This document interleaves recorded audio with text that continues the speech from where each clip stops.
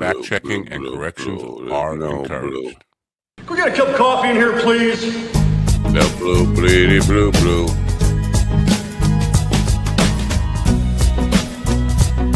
Gotta get rid of fuck.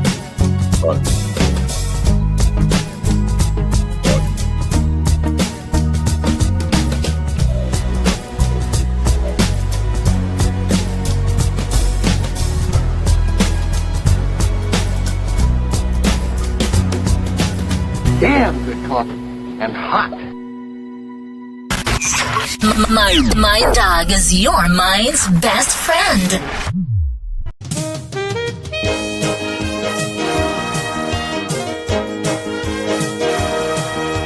My dog is your mind's best friend. I don't think so. Wake up, America. You've got a dog that needs walking. That's right, sunshine. Just put on a big pot of strong coffee and get ready to type your little hate mail with your opinions about kumbaya and flat earth insanity. Stand-up comedy? You want stand-up comedy? Well, we've got sit-down comedy. It's time for Coffee with a Dog. You make me laugh. No. No.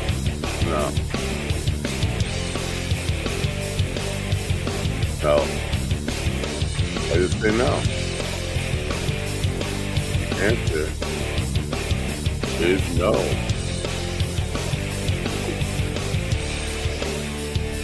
No backup in 170 days, blah, blah, blah, we got bots. We wouldn't be here without our bot. Good morning, folks. It is Wednesday, February 25th, 2026. And it is snowing here again today. And it's going to keep snowing forever and ever and ever and ever. This winter is never going to go away. I was just looking at, well, I didn't know we were going to be waking up to snow today. Just looking at the forecast here, it's going to snow today. Then again, well, hold on. I was just looking at this.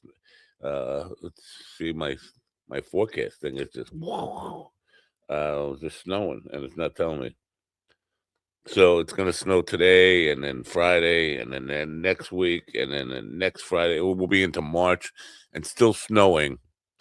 It's just never going to go away. This winter will never end. And I'll tell you who gets happy about that. Ron Kane and G.D. Fenderson, the murderous snowplow Union of America bosses. They're just killing people left and right. They're burying people in snowdrifts. They're just and they're laughing like they're chuckling like Epstein when he saw a 12-year-old girl. Yeah, they love that. They love the pain. They love the misery. They love the suffering. And here I'm not down with it. Anyway, so we'll just keep the snowflakes falling, more shoveling, and my wife is probably gonna I think give in and let me go out and shovel after the show today. We have no guests today, by the way, if you're wondering. I have no guests scheduled. I screwed up I thought I had no guests yesterday, but I had guests yesterday, and now I thought I had guests today. I have no guests today. Tomorrow we have Hank Stone, and then Friday we have guests too. What does it? You don't care. You don't care, do you? Anyway, last night, I'm sure you were all glued to your televisions watching the State of the Union, weren't you? Yeah, it was great entertainment. To be honest with you, I tried to watch it. I was watching C-SPAN before it. Now, what the hell happened to C-SPAN? C-SPAN used to be very neutral. And they used to be kind of educated and smart. When I'm on C-SPAN and it's, I use the word hosts. See that? I did a Don Jr. thing, hosts, with the quotes there. The people, like modern, whatever, the people presenting the thing, idiots.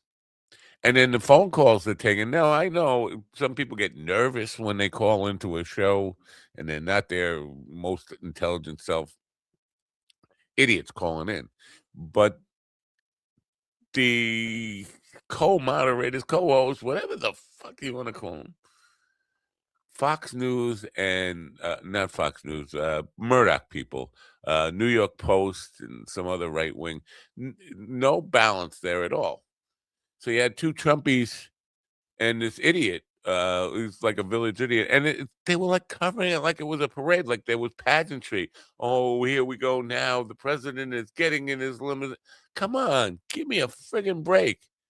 It's like Lorne Green on opiates or just doped down and not knowing what he's talking about and treating it like it's a parade. Oh, here he comes now, and the pageantry and like pageantry. Give me a fucking break. This is supposed to be about letting the people know what the hell's really going on in the country. And if you think you're going to get that from Donald Trump, you're a fucking idiot anyway. John Kasich, who was a good man, but I think somebody needs to check his drip because he was saying this, what a great opportunity for the president to bring America together and unify us. Like, are you fucking out of your mind? The odds can't be that. There are no odds. I mean, it's zero beyond. I mean, absolute zero. You can't think that Donald Trump has any interest in bringing people together. If you've been paying attention for the last 10 years now, more than 10 years, since 2015 when he came down that escalator, you know one thing is he has no interest in bringing people together. But somebody got to check on John Kasich and monitor his drip because he's having a manic episode. That to even say that, what a friggin' idiot you got to be. But so I tried to watch it. I got up until the point where the hockey team came out. And this is what I want to say about this. These are young men. They are athletes. And I'm going to give them benefit of the doubt that they don't know. Obviously, they're being used. And Donald Trump is not the first one to use Olympic athletes or any athlete, professional athletes, for opportunities. And I want to say photo ops, but more than photo ops, for PR and rah rah in America, blah blah blah blah blah, cheerleader. He's not the first one to use them, but I'm wondering how many of them are, first of all, aware that they're being used, and how many of them that are aware that they are being used know what they're being used for, or they care about that, and are they fine with that? I would love to have a conversation with. This is not going to happen. Obviously, they're not going to talk to me, but I would just like to get a feel for what they understand and what they know about what they are being used to sell, and if they are fully aware that they are being used and exactly what they are being used to sell. I'm all for cancel culture in that situation. They didn't, and I don't know what NHL owners are, where their political affiliations lie, but I just hope they don't get a job in the NHL. They will, of course, if you can score, if you can shoot a puck, if you can stop a puck, you're gonna get a job in the NHL. If they beat the Canadian team in the Olympics, most of those guys are going to get jobs in the NHL. I wish they wouldn't. If they are now, if they're just being used and they're just stupid goons like hockey player. I'm a hockey player, man. All I know is puck. Puck, puck, puck, puck, puck, puck, puck, puck. That's fine. But I would really love to have somebody to talk to these dudes and say, what do you think? How do you feel about being used by a pedophile to kind of distract from the fact that he's failing at everything? Remember, and I will get to the show. Like there is a show. There isn't a show. Some of the points he made up into the point, or points he made, some of the points he was trying to score were just ridiculous. He says he lifted people off of food stamps. He cut their benefits and made them hungry. That's a little different than lifting them off of food stamps, listing off of dependency. No, he just made them starving to death. Honestly, people are getting sick now, and maybe that's the intent. Just let them get sick and die. Let us get sick and die. That's a kind of a bastardization of a Warren Zevon. Don't let us get sick and die. But that's basically what he's doing, and he's taking credit for that. Like, yeah, I did a good thing. Those people who are hungry. We are a Christian nation. Don't forget, we are a Christian nation. We love everybody, like Christ told us to do. But boy, I was starving those motherfuckers to death. Oh, it's Christian, in the Christian way. And then he's talking about stopping wars. He didn't stop any wars. He bombed Iran, and he's probably gonna start another war with Iran. He's got warships everywhere. He's bombed 8 countries in a year. In his first year and his second term, bombed 8 different countries. And the Venezuela thing, the Yemen thing. Oh, yeah. His foreign policy is a mess. And remember, he was saying there were wars. He said yesterday, well, Joe Biden had wars all over the world, and we put an end to that. No, you didn't. You promised you're going to put an end to the Ukrainian war on day one. It's been a year and a month. And on the day that you were making this speech, Russia's actually bombing more hospitals and bombing infrastructure in Ukraine. It's not ending, not even close to ending. That's all bullshit. I mean, and if you weren't expecting bullshit, you were probably just stupid. So I'm going to play, you know what, how about some wine? Would you like some wine? And then we'll say hello to the Flight Boy. Flight Boy is in the background there. I see he made it to the show this morning, and that's good for him. Good for me, too. I guess I got somebody to talk to while I say nothing for the next couple of hours. Here, let me, it's going to be loud, right? Right? Is it going to be loud? Do this with the old, how about this? Okay, let me tell you about Wine Express. WineExpress.com is the exclusive wine shop partner of the Wine Enthusiast catalog and website, which have been providing quality wine accessories and storage for 40 years. I remember the website 40 years ago. It was nothing.com, but now it's wineexpress.com. During that time, they've served millions of satisfied customers and built a loyal following of avid wine lovers. It's only natural then for them to have teamed up with the great wine shop to bring their customers first quality wines at value prices. And on top of the value prices, if you buy $70 billion worth of wine, you get free shipping. I think I might be overstating that. I think it's more like over, I don't know, $150, something like that, $149 worth of wine. That's not a lot of wine, especially if it's good wine. And then you get it shipped to you free. It might be a little delayed because of the snow, but that's the way life goes, man. You know what? Spill the wine, dig that pearl. And that's all I have to say. With me now is a man who renamed himself. I don't know if he even realized that he renamed himself Flyboy. Good morning, G.D. Fenderson. Good morning, America. MyDogTV.com. I don't know about that. WineExpress.com. Let's see here. St. Patrick's Day is just a few weeks away. So go to MyDogTV.com/merch for all of your St. Patrick's Day needs. Spend your green on our green. T-shirts, aprons, mugs, water things, and things that aren't watery. Support your local merchandise and enjoy the suffering. Were you a little sleepy because you were out burying people in snowdrifts all night, right? Man, we got branches down, and our branches are the size of small trees.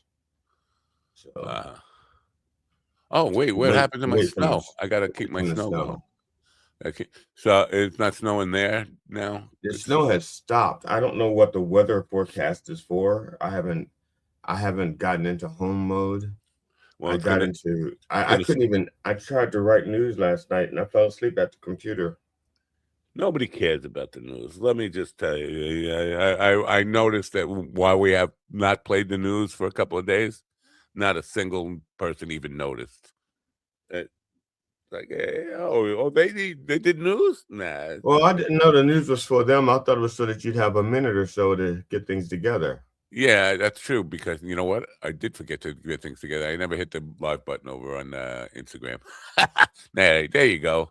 And nobody's there. You know, I saw a foul mouth teacher was in Instagram yesterday. I did reach out to him and say, "Where you been?" Um, but And did he reach he, back? no, he didn't. I don't think he likes me. That's fine. He could get. He could be the president of the I don't like Mad Club. Well, I don't know if he could be president. Actually, he maybe. I don't know. I was about to say that president. I think there's a lot of people who have seniority over him, and, Well, not just they got to have a seniority. primary. They got to do a Yeah, they proper have primary. they have to have a primary because it's not just they wouldn't have not just people with more seniority, but also people with more enthusiasm about how much they hate you. Right, I know, and it's presumptuous of me to just declare him president. We have to have a real primary and do it the right way. Um, so I know you are a political junkie, but but you were traveling yesterday. Bottom line, would you, could you watch that dopey Okay, performance? last night I was on my way home. I was actually driving, and I turned on the radio. When I turned on the news, Got to the be regular careful when you news. say that phrase, by the way. Because we could just end the show. But you could just by just saying that, I turned on the radio, boom, and you got to be careful. Okay, oh yeah. Well, I turned on the news, and it was being preempted for his speech, and I turned it on. When I turned it on, it was just during the applause break before he talked about Erica Young, Erica Sure. uh, Erica Klimt, Erica Ginsburg.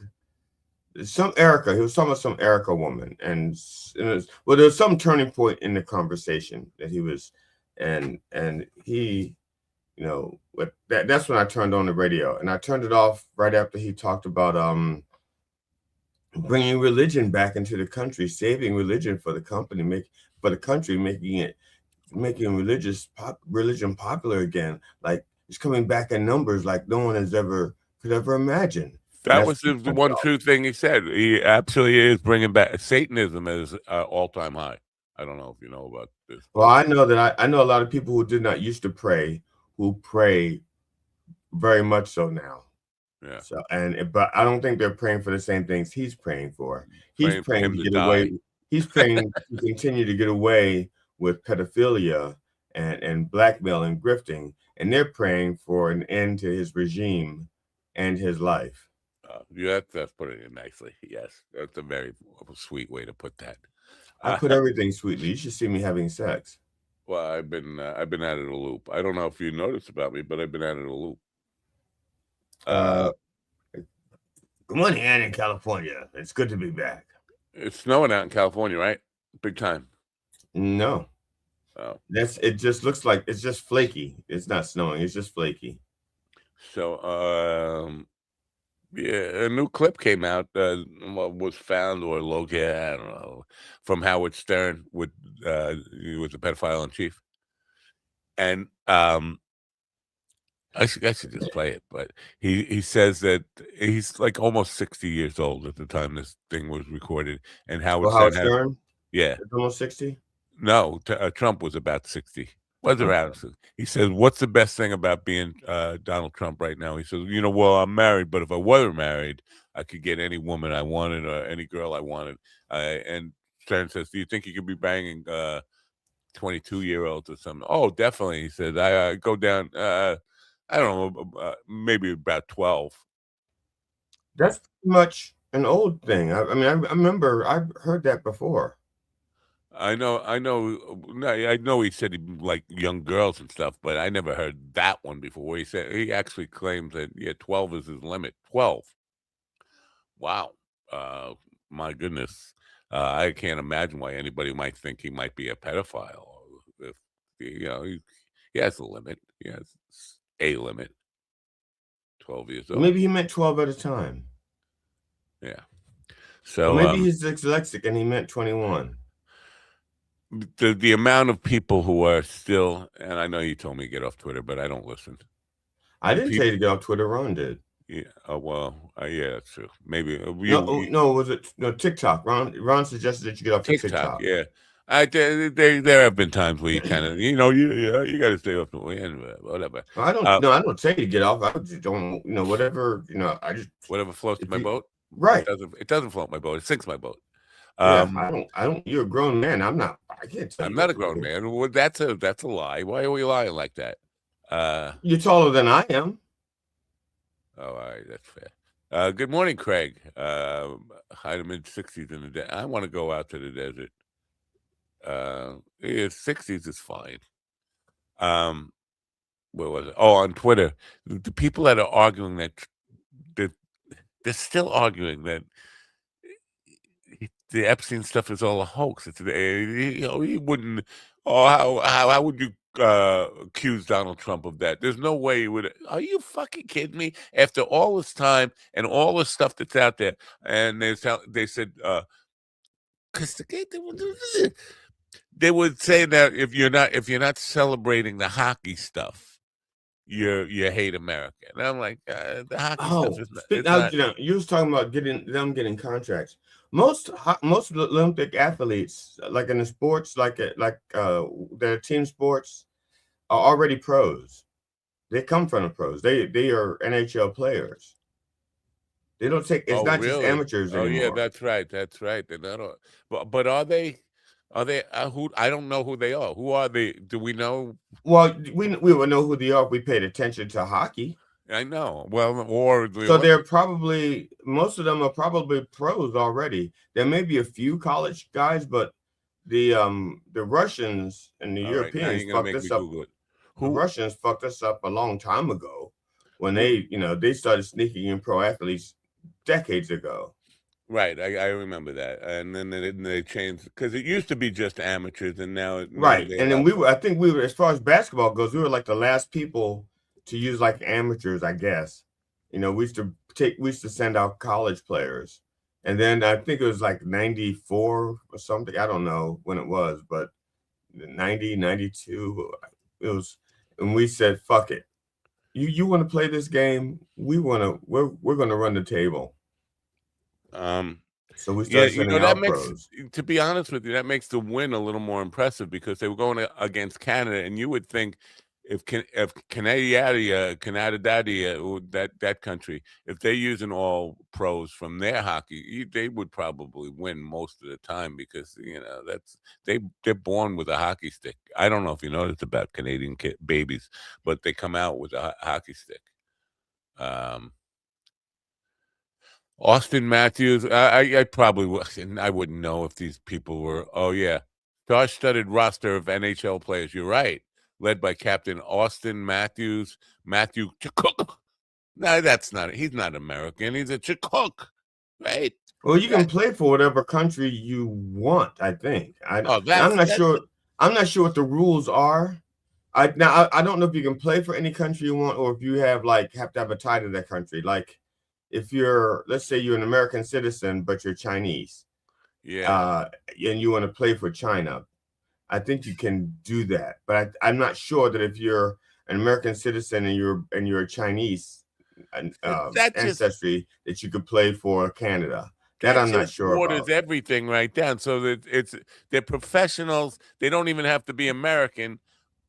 And this is what we're waving flags about. A professional team that is winning, made up of like Turks and Halabaguks and probably Swiss and probably Russian. Right. Yeah, we probably have a smorgasbord. They're free agents, and this is like the best team money could buy type of nonsense again. Like that takes all of the I don't know. Well, it doesn't. I don't think it takes the competition out of it, but it does take the patriotism out of it. Yeah. There is no national team to represent the United States. It is whatever team we put together Right. from wherever we can get the players. And So, meanwhile, let's say someplace, let's say Jamaica, who may have a hockey team of 11 black guys from Jamaica, man, said, hey, we showed up, man. So now I want to finish this point first, and then I'll ask you this question because they were saying I hate America if I'm not celebrating this, if waving the flag for the Olympic team, and I said I was embarrassed by America because we are the most prominent country that knows that people high in our government and throughout the people running this system here are in a pedophile cabal of sex trafficking young girls, raping young girls, murdering young girls, eating them, beef jerky in them, whatever the fuck. And nobody's doing anything. We're not prosecuting anybody. And all these Trumpers are coming back at me like, who should we prosecute? Really? Really? Who have Well, let's find out. Let's see. That's the okay. When they say who should be prosecuted, I'm sorry. Did you finish your point? I wanted to let you finish your point. So Well, that's basically it. But I did Okay. say that what's his name, Todd Blanche, said we're not even going to investigate these people. Right. We put out Right. stuff that Donald Trump got bit in the dick by a 13-year-old, beat her in the head because she and beat her up really bad for biting him in the dick after he forced her to suck his dick. 13-year-old. And they're still saying, well, why are you calling our president all sorts of names? Like, are you fucking kidding me? I didn't make this shit up. Read the fucking file. Well, who should we prosecute? Read the fucking names. There's thousands of them, and it's not just Republicans. It's everybody. What the fuck?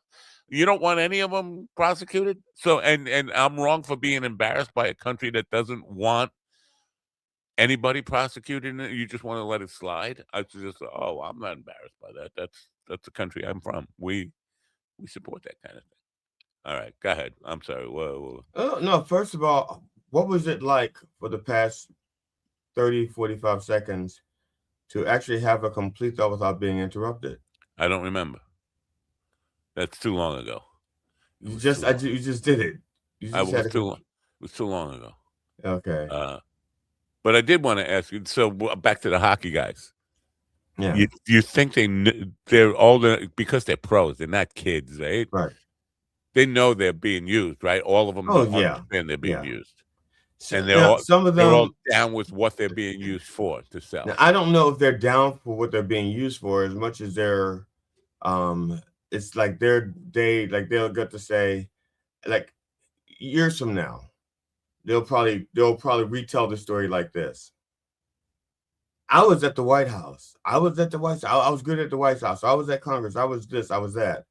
And they won't tell the part where it was Donald Trump, White House. Yeah. And they'll like, they'll be with their friends. Like, it's like, it would be like Tom Brady saying, yeah, I have 6, he's sitting with all these other quarterbacks.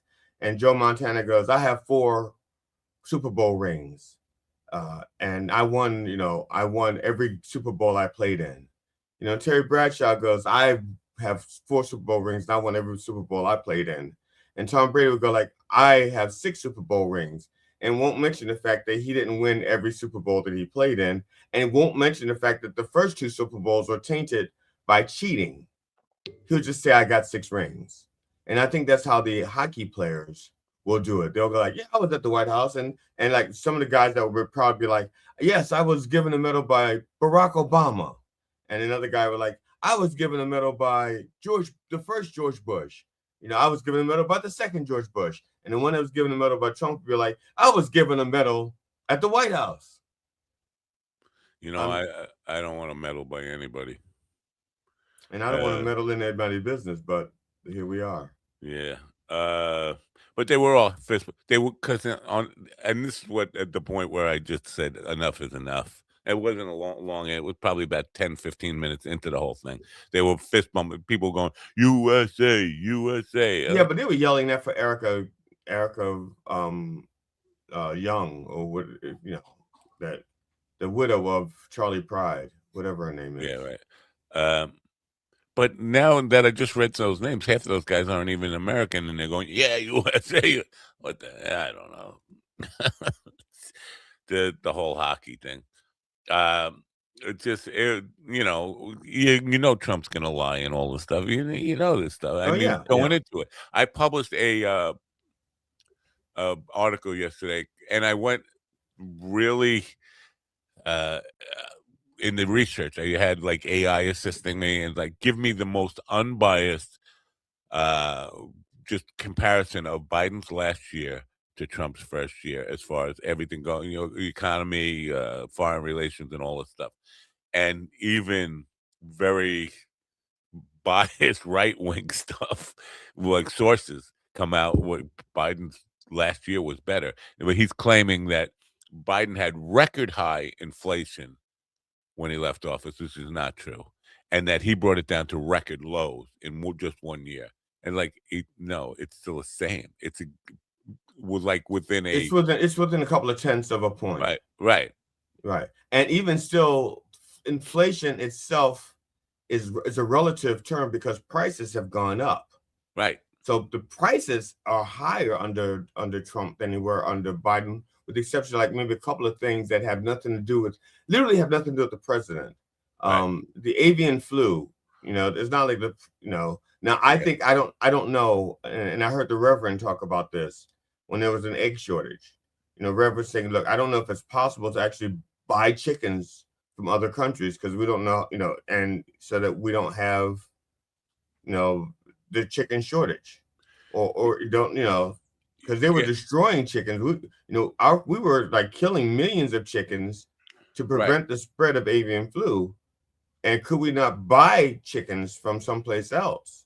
Yeah. The thing is, you want to isolate, and this was all part of the plan. If people were like going egg crazy, but they said we want to. It doesn't help to import chickens or do any of that stuff until you isolate it, clean the disease out, so yes, they had a plan for a short term, almost a year long short term, but a plan to kind of eradicate the epidemic of a bird flu, avian flu, whatever.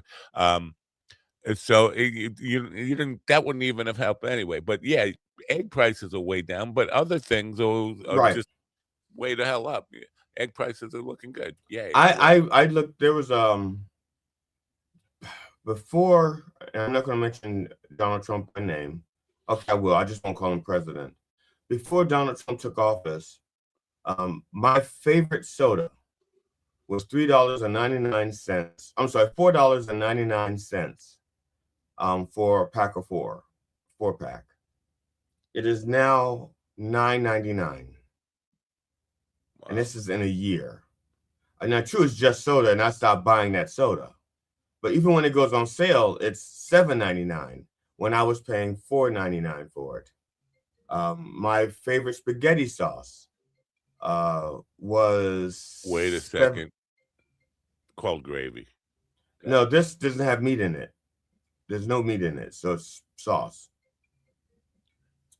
I can't believe you're a fucking Italian and you don't know the difference. Well, I asked a guy from Italy the other day. I know you asked him, and he's an idiot. He said it's all from Italy. He was from Idiotly, not Italy.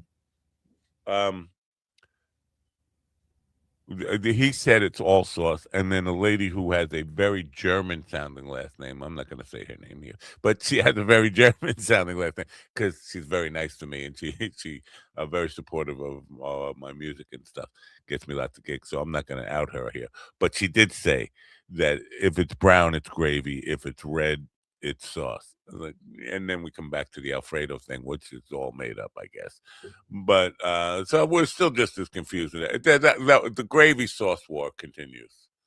Okay, well, the point is my favorite spaghetti sauce, and it wasn't always my favorite spaghetti sauce. I had no idea it existed. I was always happy with Prego and whatever, Prego and the other one, another one. But my wife says, oh, this is the best. This is what I like. And so, that's the one we get. And so, but it's very good. I really like it now. But the point is, It used to be $6.99 or $7.99 for a jar. Now it's like $10 a jar, and when it goes on sale, it's still $1 more than we paid regular price for. You know, so yeah, the inflation number itself is within like 0.2 of a percentage point of Biden, but the prices themselves have gone up on many things, clothing, and it's about to go higher Large because ticket items, anything that I'll say it's about to get higher because, and the Reverend mentioned this in one of the news clips, companies have been artificially trying to keep the prices low despite the tariffs. You know, some big companies could afford to eat it, mainly out of a favor to Trump, so to speak. It's like, I'm gonna give you tax breaks, I'm gonna give you this, I'm gonna give you that. You know, can you take a little less for right now? He would be promising, I'm gonna fix it, I'm gonna fix it. We're gonna get all this money from the tariffs, and then I'm gonna give the money back to you. Okay. Which is going to be, and some companies sued them over the tariffs, and those cases are in court. my tariff refund check just came. Oh no. No. Oh no, that's not tariff refund check. So, but many companies, and the Reverend I think mentioned 2 or 3 of them, are not going to do it anymore, and so the prices are going to go up like almost 10% in a lot of big ticket items. You know, in clothing, furniture, appliances, dry goods. Basically, dry goods are about to go up almost 10%. Did you get your tariff refund check? My wife got a $10 check from Rakuten. Is that what you're talking about? I just thought there was I'm still waiting. Did you get your Doge? Because I thought we were getting like $5,000 from Doge. Right? Oh no, I got doggy shit on my door in a bag. Somebody set it on fire, so I did get some doggy. You telling me they lied to us about the checks? Are you telling they lied? They're not sending me money? Well, I don't know. I mean, they may lie about the check and just give you automatic deposit. Did you check your automatic deposit? I did. Maybe they lied about the check, but they gave you the money in other ways. See, there was a situation yesterday with this the direct deposit thing. Somebody was supposed to be depositing money in my account, and I said, well, when did it come? Oh, it came today. And so like 4:30 came. It's like, I'm checked my bank and there's nothing in there. I said, it didn't come today in an email. And then I went to check my direct deposit, and all of a sudden it was there. And then I went to write, oh, I'm sorry, I must have been like, and then I see I just get an email from the automated system that as soon as I complained and said it didn't come, that's when they transferred it. Like, oh, we must have forgot about it, whatever. So it's kind of like they were trying to sneak one past me. And I'm thinking I did something wrong because I'm checking my account and I'm not seeing the money come through all day. I'm like, what the hell? What the hell? They keep telling me they sent it. And then finally I said it didn't come through. And 2 seconds later, the system put it through. And they were like, oh, must have been delayed. Must have been. No, you responded to the email like 2 seconds later. You hit the button. You forgot. It basically made me feel bad about Nick Forgazzi. They Forgazzi. Yeah, right. Yeah. So anyway, so yeah, you enjoyed your trip. Why didn't I would have stayed? Not like first forever. Of all, but I really enjoy being with my wife. I do not like staying at other people's places. I don't feel at home. Yeah. I don't feel at home. I don't feel free. Although, and when you're staying with a friend, eventually you wear your welcome out. Well, they may not tell you that, you know, like even when, you know, like Erica is in DC now. We both left California yesterday. She's in DC for some kind of conference. Her husband's in Florida for work stuff. I'm back in Baltimore. She's and even after it's like, it was great to have you. It's like, I know we were getting on each other. I know I was getting on your nerves because she and I have never been in that proximity that long. I mean, we've known each other over like Zoom and stuff for years because we worked together on the Polita podcast, but I've never stayed in their place before. I've never stayed with her and her husband. They think I'm a funny guy. They think I'm a good comedian or humorist, but I've never stayed at their place before. Yeah, staying at somebody's place is it's uncomfortable. I was thinking you had a nice hotel suite and like Oh no, I think that, and like, so for example, I went. She lives like in a private gated community, and so I went for a walk, not realizing, I walked out. I didn't walk out a gate. I just walked up the sidewalk and walked out. I had no gate. And when I come back, I'm walking up the same sidewalk, and I hear this, "Hey!" And I'm looking like, "Hey!" It's the guard. He goes, I'm like, "Wait, no, it's the same guard that let me in, a couple." Well, I don't expect him to recognize every black person, especially since I'm the only black person. But in that, I don't know if that I don't know. I'm the only black person in that neighborhood. I'm the only one I saw, Laguna. and I only saw that when I walked past a plated glass or a windshield or something, car. Speaking of black people, But my point is, he didn't let me in. I had to call Erica to get me back in. Wow. Are you familiar with the Al Green thing last night? He probably stood up and walked out. I have no idea. I have not seen any news. All right, let me clue you in. I think you'll enjoy this. He stood up with a sign that said, "Black people are not apes," and he was holding it behind, right at Trump. They threw him out. They actually picked him up. A sitting representative. They bodily hand threw him out. Now, you mentioned something about C-SPAN. Oh yeah, C-SPAN. Oh my God. C-SPAN is run by Congress. So well, they are at pretty much, I mean, they're supposed to be independent, but everything that's supposed to be independent under this administration is not independent anymore. Yeah. Well, I'm saying everything, and that may be an exaggeration. I just can't think of anything that's still acting as though it's independent. Because the judicial system is only partially independent still. Because by the time you get to the highest court in the land, that's no longer independent. Right.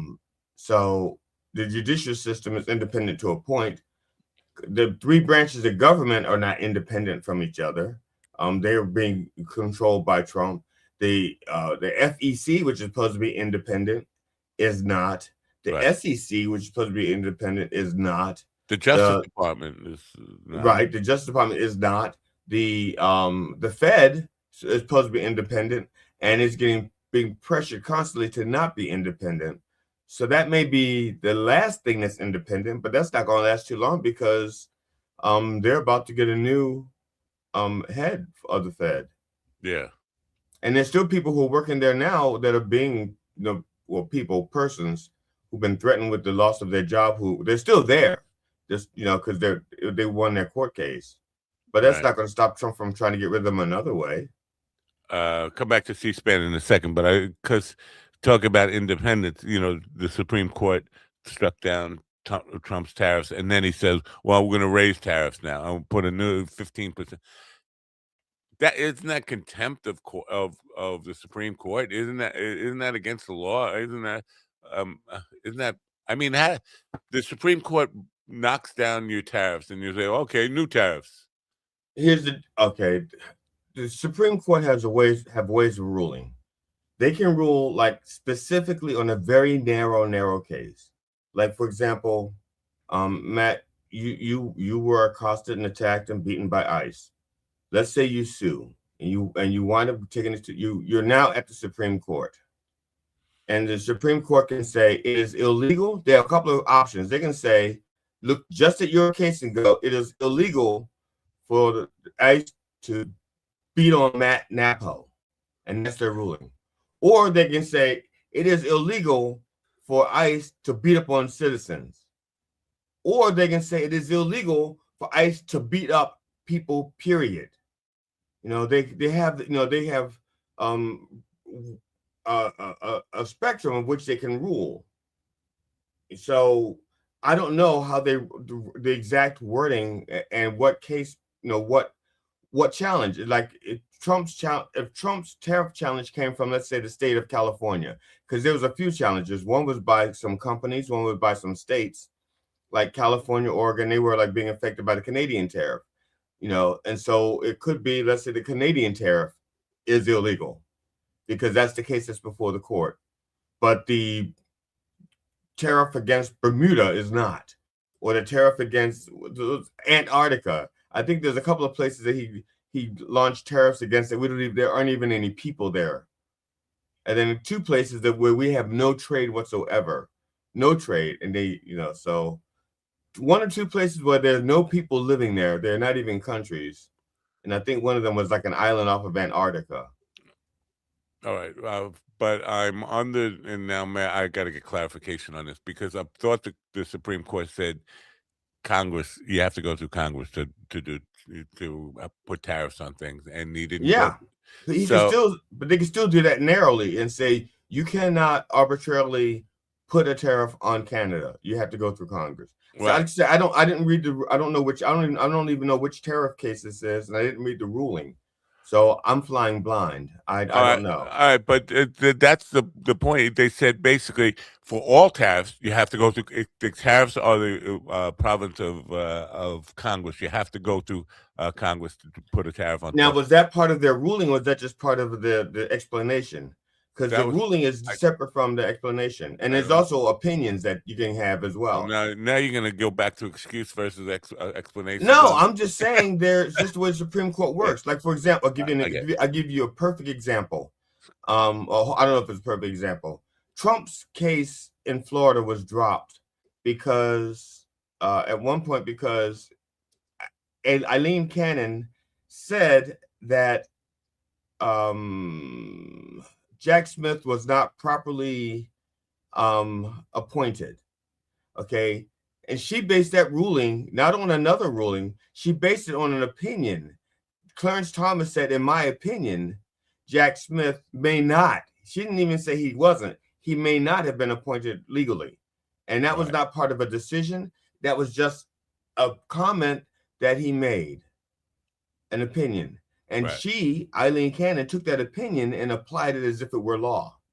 I get it. And now she permanently sealed the Jack Smith stuff, which is, when is she going to get fucking a piano? Again, the Bar Association, just the sheer fact that she made a ruling based on an opinion that wasn't in law, that's not based in fact, not based in law. The American Bar Association should have disbarred her because she's doing it just to make the playing field unlevel toward Trump and against the people. She should be disbarred. She should not be allowed to practice law. That's what I was talking about with the PGA, the ABA, the AMA. They should be self-policing to get rid of the grift and the shit out of their own organizations. Otherwise, the organizations don't mean anything anymore. Okay, so here it says, by a vote of 6-3, the justices ruled that tariffs exceed the powers given to the president by Congress under the 1977 law providing him the authority to regulate commerce during national emergencies created by foreign threats. So, but what was the case? Who brought the case? Is it like the state of California versus Trump, or is it Amoco or some company versus Trump? I remember it was one of the states. It might have been California. Because I think there was one lawsuit. I think it was like 6 or 7 Democratic states that brought a case against Trump and the tariffs. Oh, here it goes.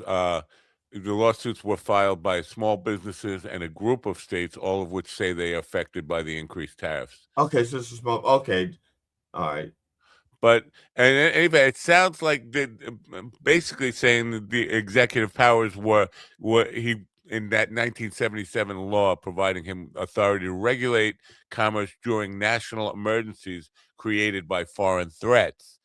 What is that? I mean, basically he can just say that, right? We have a national emergency. But that's what he did. Yeah. He made false claims that there was an emergency, a national threat, and then they made up some kind of excuse of what a national threat is. Right. So basically, the Supreme Court said you can't do this by executive order. You have to go through Congress, and he said, "Fuck you." And tariffs are just going up more. And to me, that sounds like you're talking about separation of the powers and all that stuff, and the independence within the different organizations in our government. That sounds like the president is just saying, "Fuck, the courts don't matter. I don't care what they say. I'm just going to raise another executive order for more tariffs. How about that?" Now this is what I'm curious about, because they've already said that is not within his purview. He does not have that power. Right. So if he does another tariff, and it's already been established by the Supreme Court that that's not part of his purview, he's not acting as the president of the United States. He's not doing the job. So he's no longer immune. So people can sue him directly, because he's not acting he's not doing the job of president. He's doing the job of Donald Trump. Okay. So it sounds to me, and I'm not a real lawyer. If there's a real lawyer out there and you want to, clarify things for me, please. A real lawyer. I mean somebody, a real lawyer, not someone who studied 20 something years of law and order. Dunk. I have a dunk. Yeah, I have a dunk-degree. I don't have a degree. I have a dunk-degree in law. I'm just but I think that I'd be willing to. Something? Fuck it. I'm gonna talk to my wife about it and see if I can if I can sue him directly. Sue him. I'm in. Can I? I can't make. Let's try it. Let's see if we can get some. Let's see if we can get some free advice to see if it's something that we can do, and maybe we can get somebody to do it pro bono, so it doesn't come out of our pocket. Some lawyer, some good lawyer who says, "Hey, let's sue the motherfucker, see how far it goes," because he's now doing stuff that is not within his purview, so he's not doing the job of president, according to the Supreme Court. So let's sue him personally now. All right. I'm looking for an attorney. This is my plea for an attorney. Reach out to me directly through Matt and call him. Reach out directly to me through Matt. My email is out there. At gdfenderson. I'm sorry, gdfenderson@gmail.com. But coming back to the C-SPAN thing, because you're saying that they were always run by Congress, right? But last night, I mean, the guy who was, I call him a host. He wasn't acting hosty. He sounded like a total idiot, like a guy who didn't really know anything about the issues, like very almost MAGA, like a MAGA dude off the street. Like the issues don't matter, policy doesn't matter. I'm just here. We're covering the parade and the pageantry. It was just, he kept saying the word pageantry and like, we see the lovely. They didn't used to do that at all. I mean, it was like, so boring. C-SPAN used to be so fucking boring. I loved it. It was just a camera. It was just a camera, and they didn't point to crowd reactions and shit like that. It was just, I think, a 2 or 3 camera shoot. I was waiting for Anita Bryant to come by in a car and start singing, "Merry Christmas" or whatever. Back when C-SPAN first started, I think I don't know if I may have been 19 or 20. I know where I was working. I just don't know how long I've been working there. And I was making like 15 cents above minimum wage where I was. When C-SPAN first started looking for cameramen, I was actually recommended, because I used to do camera work for a local origination TV cable show. And one of the things you had to be nonpartisan in the sense that, you know, they don't care how you vote, but just not activating, you know, not an activist. And the other thing is that you had to know your facts. So if they say to you on C-SPAN, they say, get a shot of the congressman, you know, get a shot of Representative Dizzlewarts from the 5th District of Tekawaki. And you go, okay, and you know who that person is, and you know, you put the camera right on that person and says, okay, let's get a close-up of the junior senator from Michigan. So, okay, and you know who that person is, and you zoom in on them. You know, you had to know, like, every member of the Supreme Court, every member of the cabinet, every member of the House and the Senate, you know, so that when they tell you to zoom in on that person, you know who they are and you can shoot it. I don't know that they know this stuff anymore. Everybody's contacting me all sorts of ways for different nonsense. Leave me alone. That's what I'm just saying. Leave me. I just want to. Anyway. I don't know if he. I don't know who's being canceled, Matt. If the show's being canceled, or just me being canceled. Like Trump isn't going to come to any more of my comedy shows. Your leader. I didn't trash my wife at all. So I misread that. I didn't trash my wife at all. I remember hearing Sammy Davis Jr. refer to Frank Sinatra as my leader, and I thought that's just a weird thing. That's such a cock thing to say. My leader. Really? Are you sure you didn't mean like a bottle, a liter? Oh, no, that was before the metric system. It wasn't before the metric system. No, it was before the metric system stuff, which the metric system stuff I'm referring to is what. Remember when they kept saying that? Look, we've always used the metric system in drugs, and you think they weren't doing drugs? Well, did we always? No. Yeah. We always use the metric. Okay. No, not quarter ounce is not a metric system. 8-ball is not a metric system. 1/8 of an ounce. But that's in addition to the metric system. Drugs was like in grams and stuff, right? Well, I guess it depends. Actually, it was transitioning because depending on who you listen to, they'll go. It was tons. It was pounds. But when I say metric system stuff, I think because obviously you remember. Obviously, you remember. You were part of the time in the 70s when they were saying, yes, everything in America is going to move. We're going to get rid of inches. We're going to get rid of. They was trying to teach us all. Not trying. We were being taught in school the metric system, and so that we. And I think they tried it for a while. I think they did like side by side or something, and people were like, "Fuck no, I'm confused." I was that guy. I led the fuck no movement. It was kind of like the Me Too movement, but it was like, fuck no, I won't grow. Fuck no, I won't grow. That was absolutely. But I do one more thing about the C-SPAN. So they had this idiot show that seemed like it was like a Thanksgiving Day parade type of or Christmas parade type of thing, and it's just really weird. But then they said you could watch it on C-SPAN 2 without all the commentary. So I went to go watch it on C-SPAN 2, and then they want to charge me for that. I thought, like you got to. There's a membership thing. You got to sign in and give them your credit card and stuff. This is not C-SPAN's right. I mean, that's C-SPAN's part. If it's but were you watching C-SPAN on where were you watching it? It wasn't on television. Right here. Okay, I don't know what the rules are for that, but for regular television, like when broadcast television, I think C-SPAN 2 C-SPAN 2. You just turn to it. It's not like a separate thing. We have C-SPAN 1, C-SPAN 2, C-SPAN 3. Yeah. And because C-SPAN 1, I think now during the day, I don't think one of them follows Congress, like the congressional hearings. The other one follows Senate hearings. And so they're both like supposed to be free to the people. Yeah.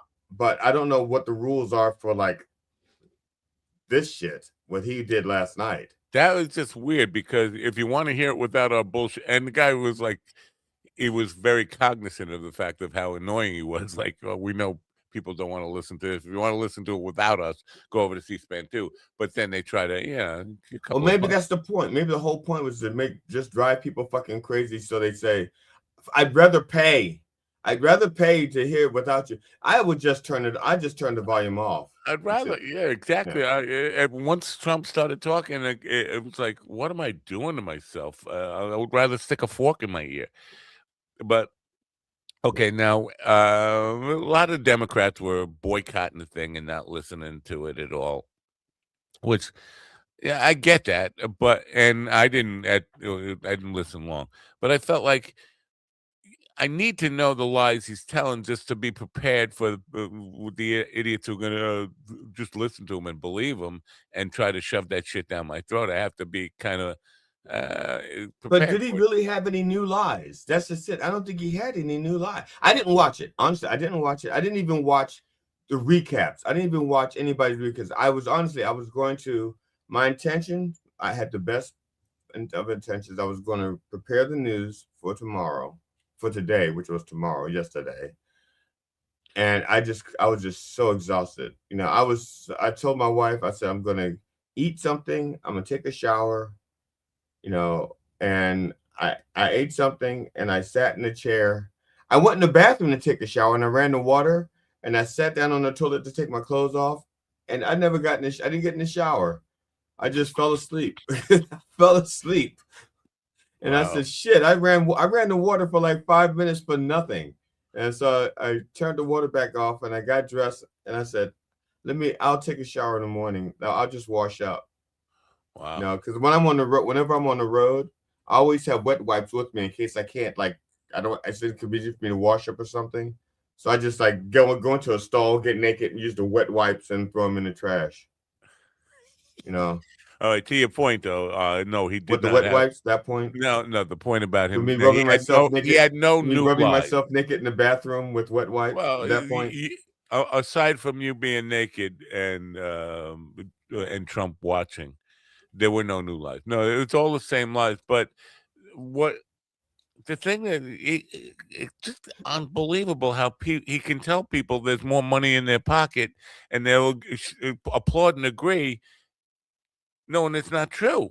I mean, for most of America, unless you're one of the elites, the rich people, you're not better off today than you were a year ago. But everybody is applauding. Like, I just don't see how people can. It's very Orwellian. Don't believe your own eyes, ears, or your hands when you stick it in your pocket. Don't believe that. Believe me when I tell you there's more money in your pocket today. Okay. Oh yeah, I'm down with that. Like, it's just bizarre how people just go along with that. The new golden age is here. We're back. We're hotter than ever before. And he was screaming a lot. It felt like very Hitlerish. With I went. That's what it sounded like. It's fine. I want to just. This is not to do with that, but it happened on the show, and it kind of bothered me, and I didn't get a chance to correct it or I mentioned that Dylan Brady opened up for me, and that I felt really unworthy of it because when I put his material, he opened for me, so I'll get he did like 15 minutes before I did my 75 minutes or something like that. I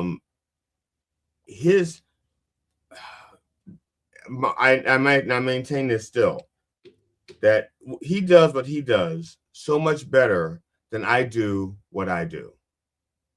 It's just, it's different, but what he does really, really, really well. It's almost perfection. And what I do, there's so many flaws, but I get away with it because I'm funny while I'm doing it. And a certain someone, I'm not going to mention Elizabeth by name because I don't want her to think I'm picking on her. I'm not. But she goes, oh no, I think of you as equals, as peers. And I'm not saying that we're not peers. I'm saying his comedy, what he does mechanically, is so much better than what I do mechanically. And we're different. It was not. I'm not trying to compare oranges to apples. I'm saying if you have a race car and you have, let's say, a family car, and the race car is really, really great as a race car, it's been winning races. But the family car, even for a family car, when you compare it to other family cars, it's just an average size family. It's just an average family car. But you don't compare the two. That's what I'm saying. Dylan's like the race car that just won races and has got this whole pit crew, and he's got a perfectly tuned engine.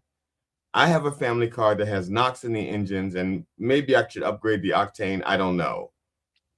That's all. Hold on a second here, because I'm betting that a lot of our people listening don't even know what Dylan Brody does, and I'm just thinking how I would describe what he does, because you're saying he's so much better at what he does, or what.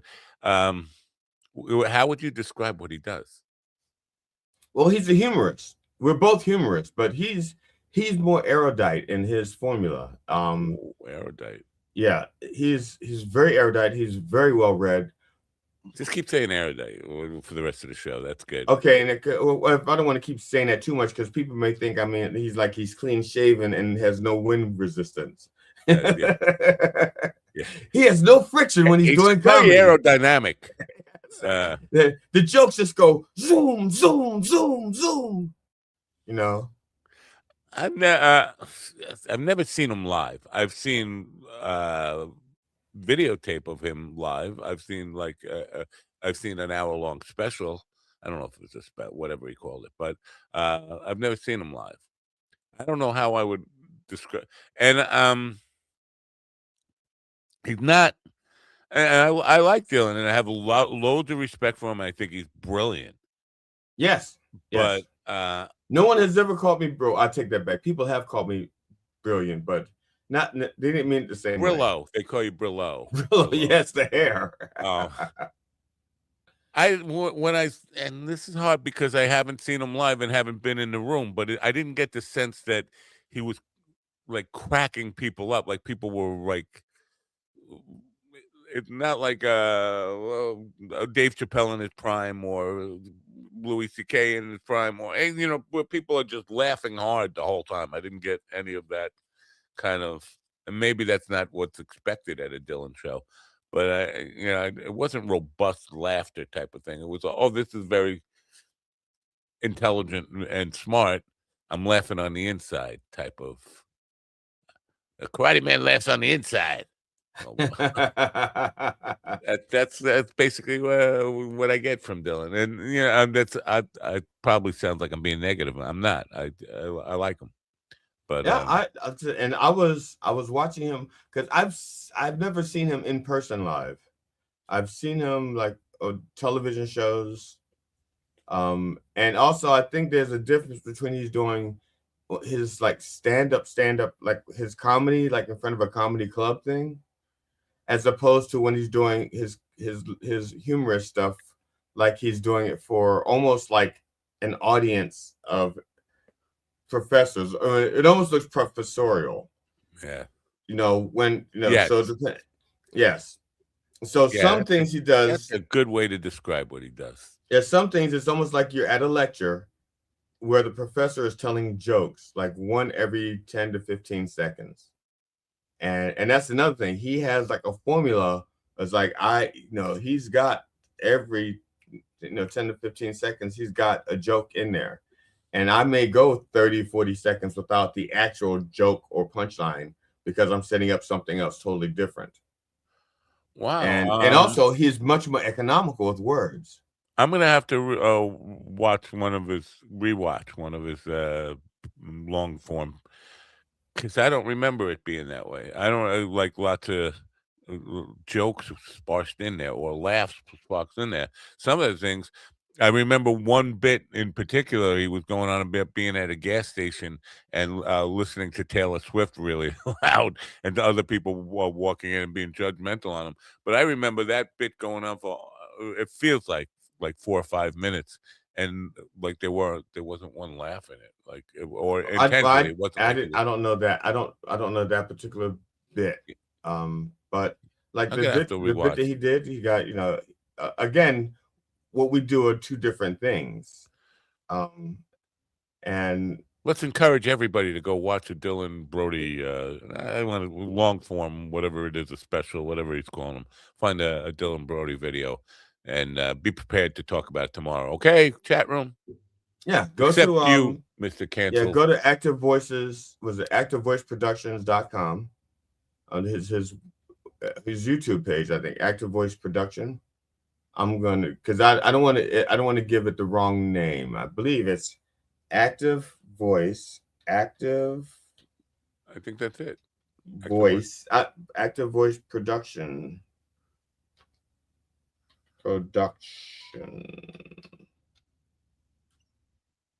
Okay, first of all, let's put a space in here so that I can help out Google find it. Active Voice Production, Dylan Brody.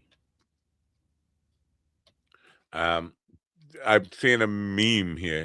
Have you heard? Are you familiar with memes? Meme here says, and it's about. Okay, yes, I'm sorry. I didn't mean, it's Active Voice Productions with an S.com. All right, go there. I'll go there later on and watch. Seeing a meme about Goodfellas. Did you get a chance to watch Goodfellas on the plane, or? Oh God, man!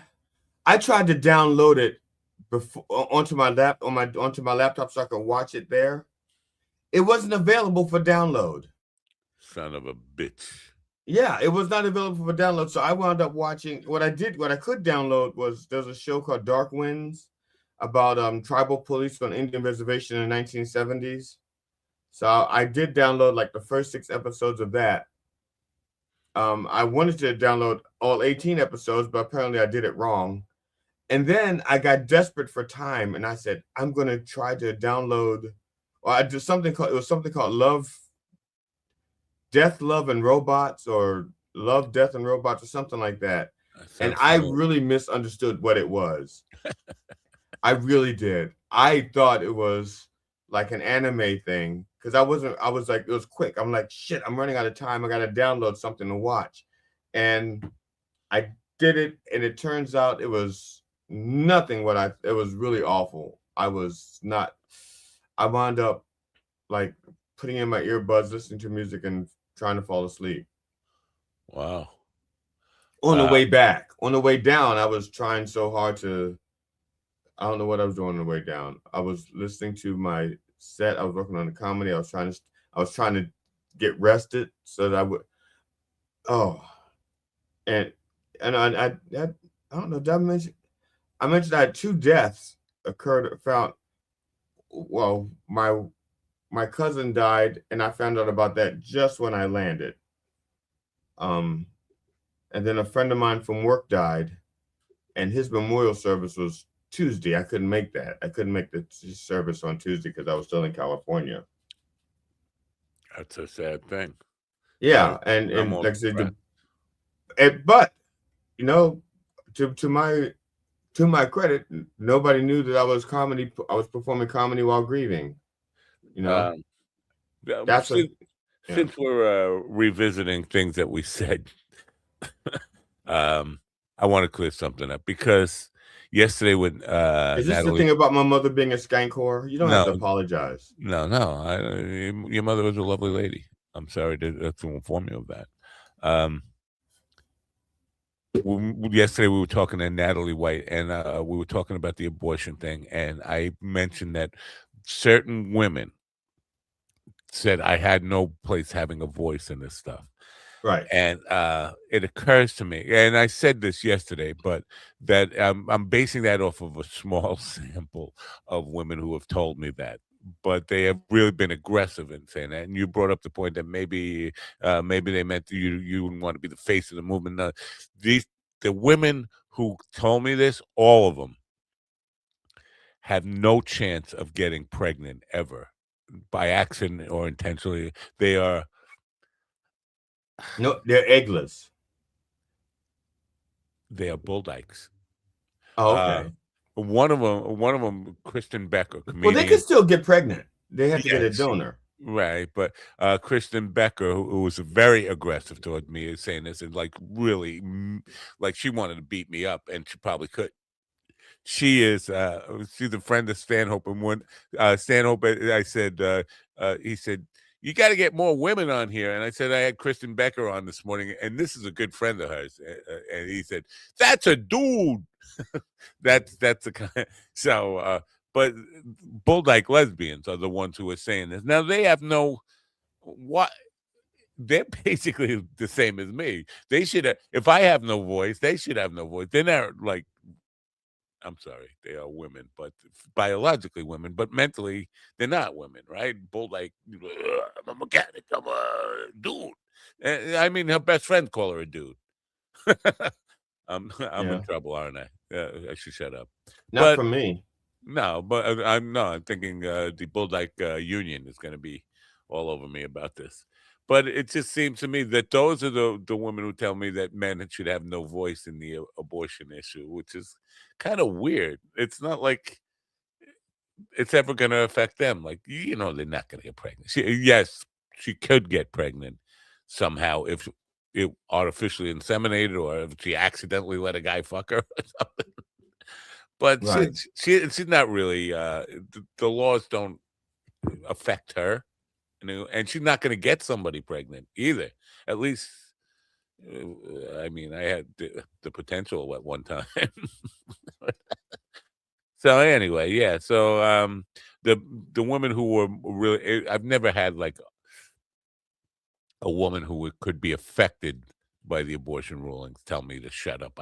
You're not welcome to voice an opinion here. It was always Bulldog lesbians. And Bulldog, is that an inappropriate term? Bulldog lesbians? I don't. As far as I'm, Matt, you know me better than anybody on the face of the whole fucking planet. I'm just going to say what my mother said to me. There are no such thing as bad words, just bad intentions. Oh yeah. So, but I don't know if they if they would be offended by me calling them Bulldog lesbians, because I have okay. There's like the word fag. Okay, I have friends that sit there and they go like they call it the things they call each other. They're like, you sissy queen, fag, blow me. It wasn't good the first time. What makes you think it get any better the second time? The things they say to each other, and if you're part of that group, then you can. Who knows what's acceptable? Yeah.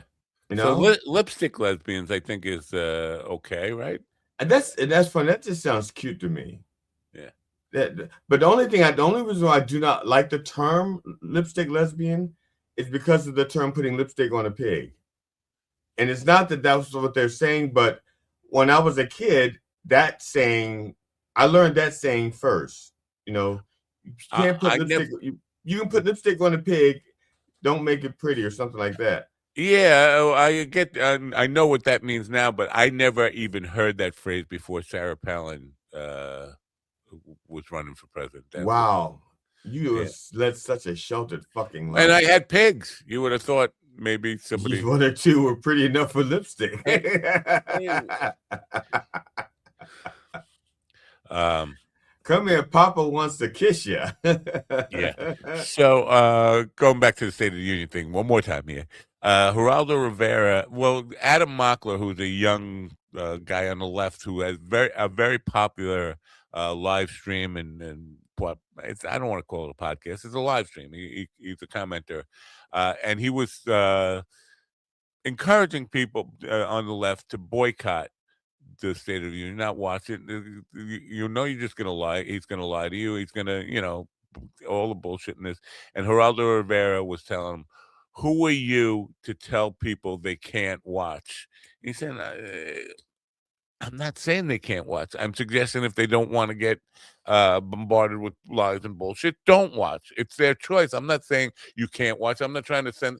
And Geraldo Rivera was on this thing like, this is censorship. How dare you censor the president of the United States? There were presidents I didn't agree with, but I still didn't tell people they couldn't watch them. And you keep coming back to couldn't and can't. And like, nobody's shutting Yeah, him down. the straw man argument. Yeah, the straw man argument. So people argue points that you did not bring up, Right. So and that's exhausting. That's yeah, exhausting with people who keep going back. Even when you correct them, they go back to it. That's right. fucking exhausting. And this was going on Twitter in a live thing between Adam Mockler and Geraldo. And I chimed in. I said, "Is Geraldo? There's two options here. Is Geraldo stupid enough to believe that somebody is actually trying to censor the president of the United States, or is he just a dishonest piece of shit? It's one of those two things. It's got to be. There's no other option here." And it was like it's been one of the most popular followed and liked posts I ever made. People are like, yeah, well, I think, and they're saying he's just in the files. Well, what did that have to do with this conversation? But right, it's one. And so if you have to choose between is he that stupid or is that dishonest, I'm going to go with dishonest because he did graduate law school. I mean, he's not a total idiot. He knows the Right. difference between can't and suggesting don't. Right, exactly. They know, right, and he knows the difference between can't and legal and should and may and yeah, they should know the difference. We got a Russian bot. Look at that. Top view is SMRI's whatever ru.ru. I know I'm not. Or I are not. Yeah, but it's, the thing about Geraldo though is lately he's been somewhat critical of Trump, but then he goes back to arguing things like this is censorship. It's like, dude, what the hell is going? Is it just age? Is it getting stupider as it gets older? I do think he's dishonest, but just trying to make that argument for hours, like, come on, you know better than this, don't you? Well, admit that you know better than this. You know that's not the case.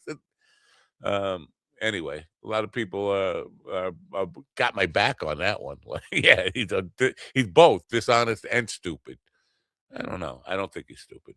He's, but what the other thing that occurred to me is like 50 years ago, Geraldo Rivera was seen as on the left. He was this young.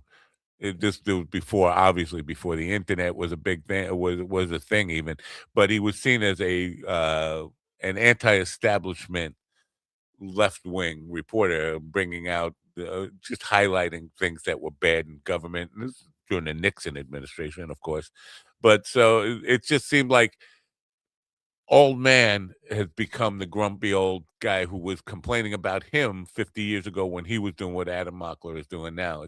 And he doesn't even, that just goes right over his head. He's not even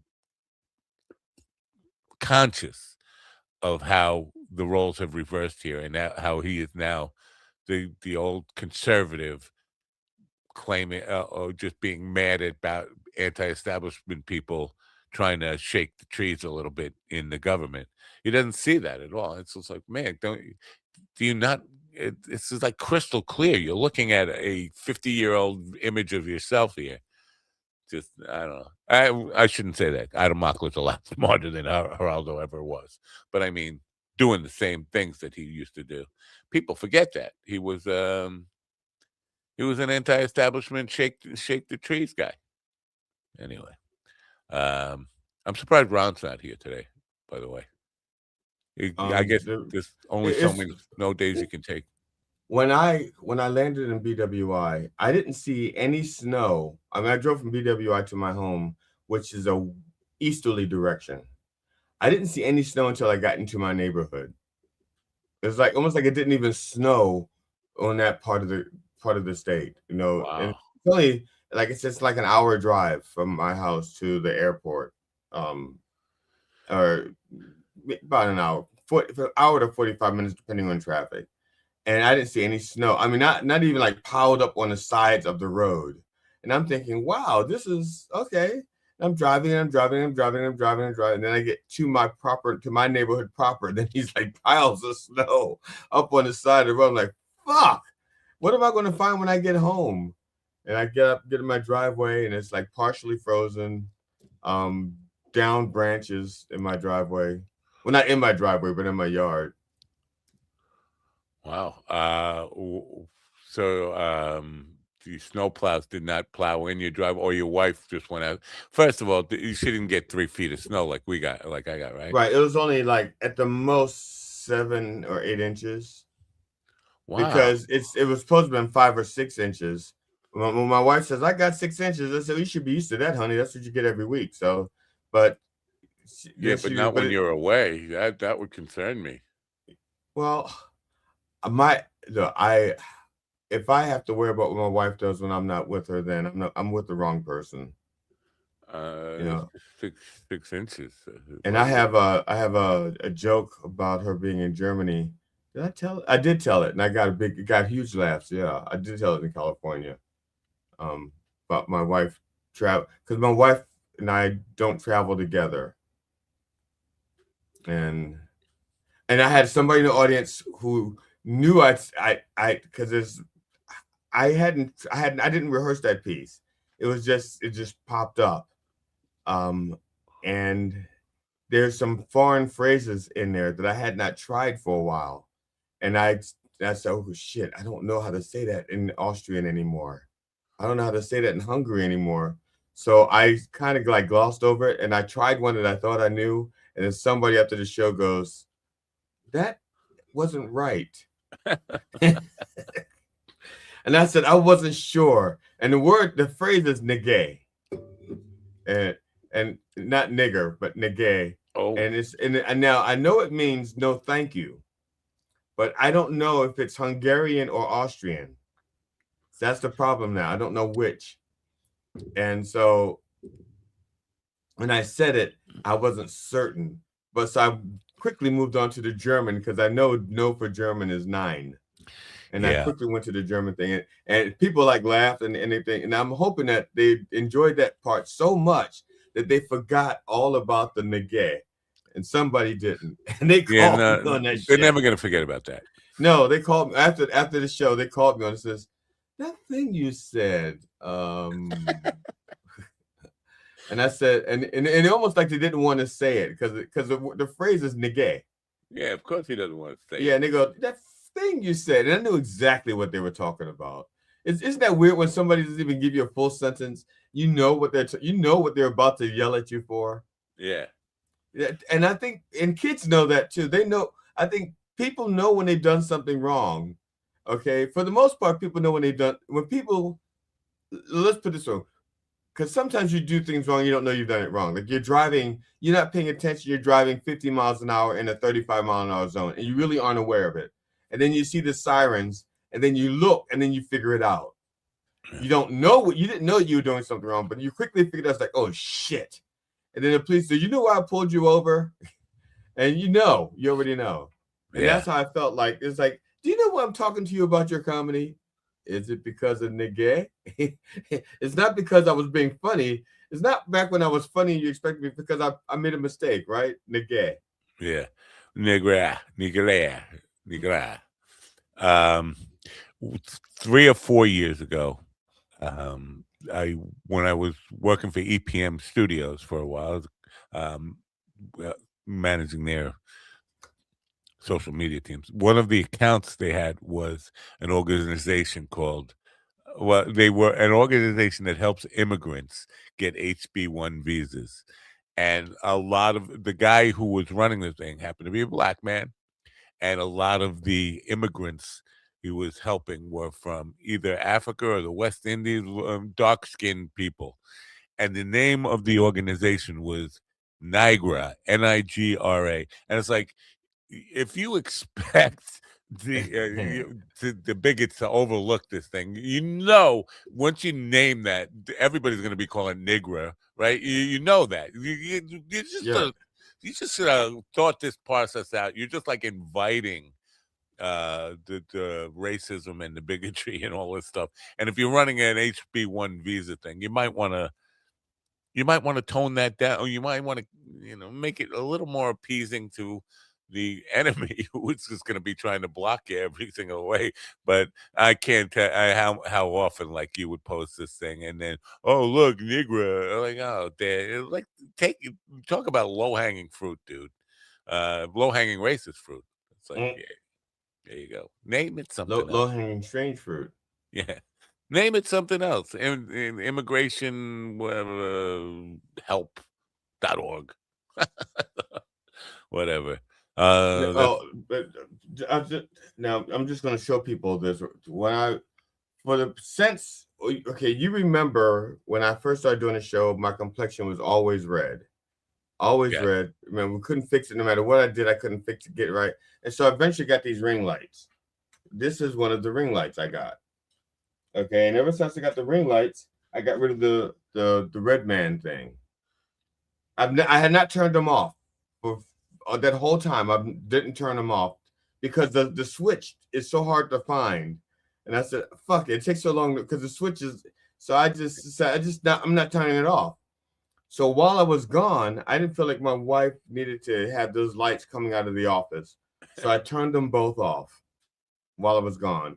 Shut down the computer, shut down everything in here so that my wife didn't have to hear anything. Like my printer wouldn't go off like and start when she wouldn't have any strange sounds when she's by herself. So I come back last night. I start to power everything up. This fucking light doesn't work. This light, it's been on constantly for what, a year or so? Yeah, I turned it off. I turned it off for 4 days. And when I come back, this is defective. You know, because you plug it into this. It's got like a USB. Yeah. It plugs into this. This plugs into the outlet. Right. This goes bad when I turn it off. Yeah. I turn it off for 4 days. I'm going to turn it on, and the light doesn't want to work. This goes bad. That'll happen. But so you leave go ahead. You leave these lights on all the time, like even at night. I mean, because I understand the switch is a bitch. I get that, but I would just unplug the fucking thing because I couldn't leave the lights on all the time. Well, one plug I can't. Well, if I cleaned up the floor or it's okay. My office is not as nice as it looks on the screen. Yeah, I'm with you. And the thing is, it's not that okay. I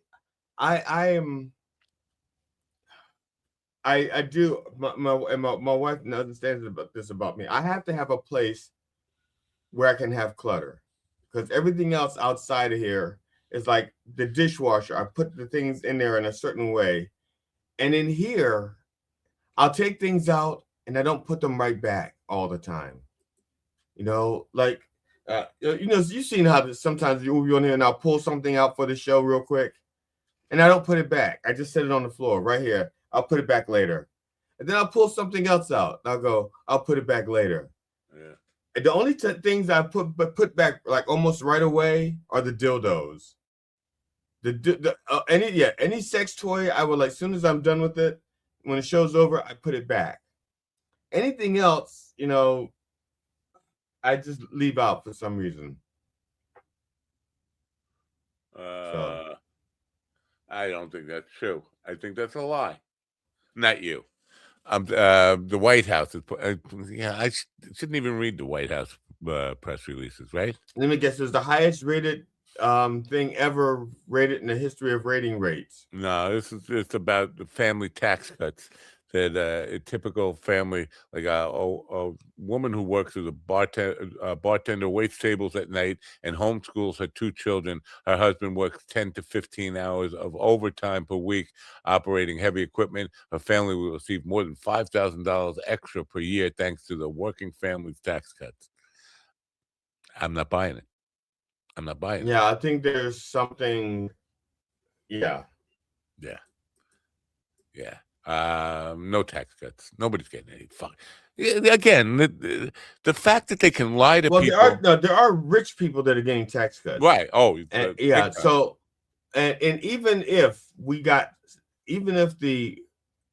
lower middle class, because there's no such thing as upper middle class anymore, because the upper middle class are basically just poor rich. Yeah. They're not upper middle. No, they're like the upper middle class is like they make like $1 million a year. That's the upper middle class. I'm sorry, that's poor rich. You know, yeah. I just came back from California where I was watching some of the poor rich. You know. Yeah. Well, this is the thing that I mean, I know it's not new, anything new here, but the idea that you could tell somebody who's living in a single wide trailer that this is the golden age and their life is good to them now, and the economy is great for you, and then like, oh yeah, this trailer does look a little bit like the Great Gatsby's trailer. Um, and they're clapping for this and say, "Oh yeah, well, see, he's delivered us prosperity." He's still a fucking poor bastard. I don't know. Look around. Go check your bank account. No, no, I'm just gonna take his word for it. This is the golden age. We're back, baby. Yeah, unemployment is pretty high right now. It's not like astonishingly high, but it's 4.3% unemployment. This is not good. But in jobs, job creation numbers are abysmal. Not creating new jobs. Well, what is people actually clapping for? Believing? I mean, yeah, Elon Musk is doing better. Does that help you? No. Uh, who should we prosecute, man? You tell us who should we? Everybody, everybody, everybody, even me. Just come and lock me up. There's a Freddie Fender song. I can't remember the name of it again. I'm glad I didn't try to You tell have that a joke. Freddie Fender block. Yes, I have a Freddie Fender block. I can't remember that. Damn, it's like I gotta look it up. Because I can't remember the name of his song. He didn't have a whole lot of. No, there were only like 2 Freddie Fender songs I think that were like big hits. Well, here we go. We had Wasted Days, Wasted Nights, Secret Love. Yes, that's it. Wasted Days, Wasted Nights. Ah. That was supposed to have been part of one of my jokes, and I couldn't remember the name of the song, so I didn't do the joke. Wow, he had more hits than I thought. Oh, look at all these. There were a few, but the top one was Wasted Days and Wasted Nights. That's the one that I could actually almost sing it, but then I realized I don't know the words, but I think I know the words because it feels familiar. Yeah. Before the next teardrop falls, Secret Oh, Love. yeah, that's another one. Yeah. Since I Met You, Baby, Que Paso, Wild Side of Life, I Can't Stop Loving You, which is a Ray Charles cover. Via Con Dios, we talked about that's a Mary Ford cover. Rancho Grande, Rains Came. None of these. Adios, Mexico. See, these weren't big hits. I'm leaving it all up to you. That I think might be Before the Next Teardrop Falls. Yes, with a little bit is better than nada. I don't know that one. Walking Piece of Heaven, Matilda. It should be Matilda, but there's an H in there. Mexican Rose, who we're thinking of you, who you were thinking of. Almost Persuaded. These aren't big hits. I never heard of any of these stuff. How come Before the Next Teardrop Falls is in there 5 times? Listen, come on. Maybe there's a live version, and then there's a studio version, then there's a Spanish version, then there's a English-Spanish version, and there's a Spanish-English version, and there's a Spanglish version. So the big hits by Freddie Fenderson. Yeah, I just thought I'd throw the son in there. He didn't have a son because he was, I don't know if you know this about him, he was sonless. Wow. Yes.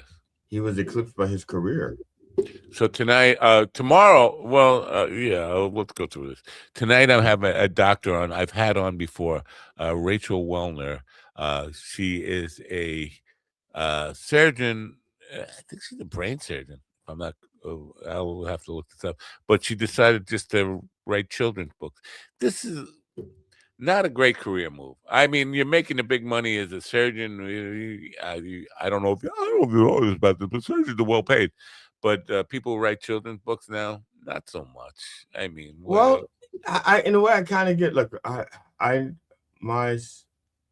imagine people like having a lot of money in a career, and after a while it becomes like a grind. It's like I don't need the money. Like I made the money. I know I'm good at what I've done. I've proved myself. Now I want to enjoy myself. That's a good.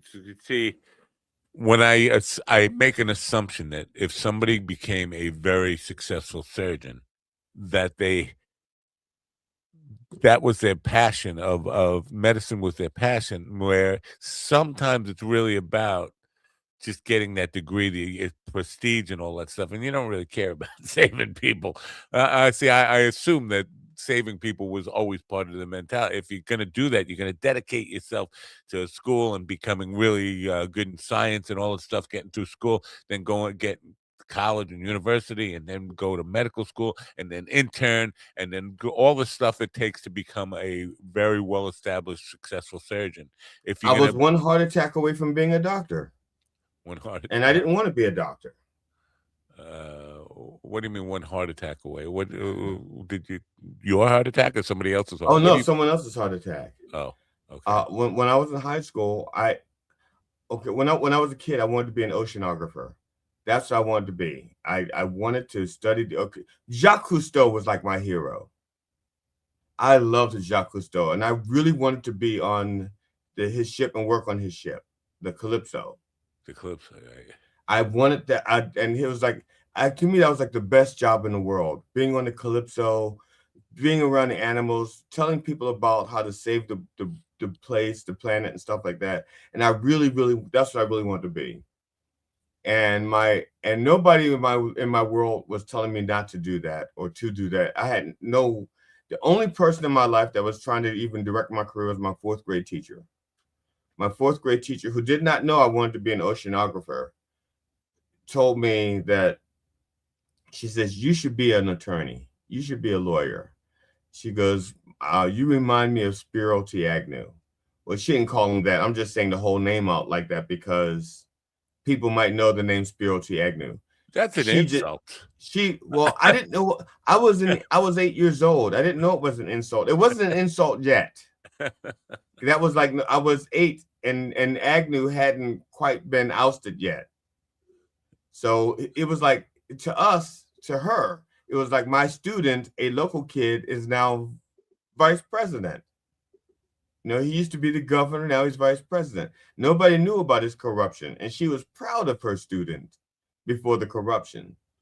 And so she says, you remind me of, you and Spiro are, again, Spiro, that's what she called him. You remind me so much of him. He was very argumentative, very bright. You'd be a very good attorney, And because of that, that was like the first nudge. And I thought, I'll look at being an attorney because I'm argumentative, so I'm told. But that wasn't my passion. I wanted to be an oceanographer. And then my father dies, and my mother introduces me to a friend of the family, a guy named Werner Jordan, who has his own airplane, a Cessna, and he teaches me how to fly. But before we go there, he gives me the safety check. He goes, we have to do this before we fly every time. And so we're going over the safety check. And so when I left him, I said, I came to the conclusion that any idiot can fly a plane, but it takes a real genius, someone who really knows what they're doing, to keep it so that plane can fly. No, when you get behind the wheel of an airplane, you don't have to know how the fuselage works. You don't have to know how the braking system works. You just push the brake. You just turn a wheel. And so then I wanted to be an airplane mechanic. So I wanted to be an airplane mechanic who was an oceanographer, or an oceanographer who had his own Cessna. So you tried to kill my father, is what you're saying? Yeah. Yeah, I wanted to do the jet fuel thing. But in the meantime, about a few years later, my mother remarries, and my stepfather says, so what do you want to do when you grow up? And I said, I want to be an oceanographer. I said, I really want to be an oceanographer. And he says, there's no money in it. He goes, you don't want to be an oceanographer. There's no money in it. But there was nothing else I wanted to do with my life. Really. And then eventually I fell in love with becoming a cartoonist. And so I'm in high school. I decided I'm not going to go to college. I'm going to be a cartoonist. I'm going to do my own feature-length films so that Disney would discover me, because Disney was like the apex predator of cartoons, animation. Now I'm working on my animation. In the meantime, I meet this doctor, Dr. Brown. He has no kids. It was Dr. Vinny Boombox? Not Vinny Boombox. Dr. Brown, I can't remember his first name. He was a heart surgeon. And he was giving a lecture, and he had said something. And then I stood up and asked him a question. I can't remember the question, but it was so insightful that I picked up on something that he didn't say yet. That I mentioned something, and he goes like, "No, you're absolutely correct." And then he says, "I want to talk to you after the lecture." And so after the lecture, he talked to me. He goes, "Look, I don't have any kids." He goes, "You're very bright. I think you'd be a great doctor because you were the only one in the class in the lecture that was asking questions beyond what I was talking about. You were going beyond what I was saying." And he talked me into, and these are the terms. These are the terms. He would pay for my college, and I would intern under him until I paid. No, I would intern under him and pay him back because he didn't have. Like he said, I don't have a kid. I don't have a son. I think you'd be a great son. I think And so we go to my guidance counselor, and we're starting to fill out these forms, and he's telling me what I need to fill out, so I can go to college and stuff like that. Because I wasn't preparing for college. I had no intention of going to college. So we're sitting in with my guidance counselor, and I haven't talked to my mom yet either. And so there's some forms and stuff that need to be signed by him and by my mother. And that weekend, he dies of a fucking heart attack. Because he was already pre-fantasizing how he was going to rape that little boy. It just sounds like this guy was Louis Anderson in doctor's clothes or something. Well, didn't find out because guess what? He fucking died within a week.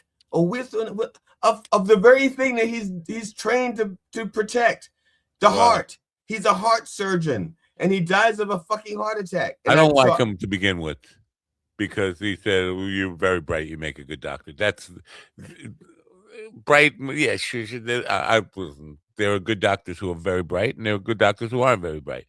Right. The number one quality you should look for in a doctor is empathy and caring.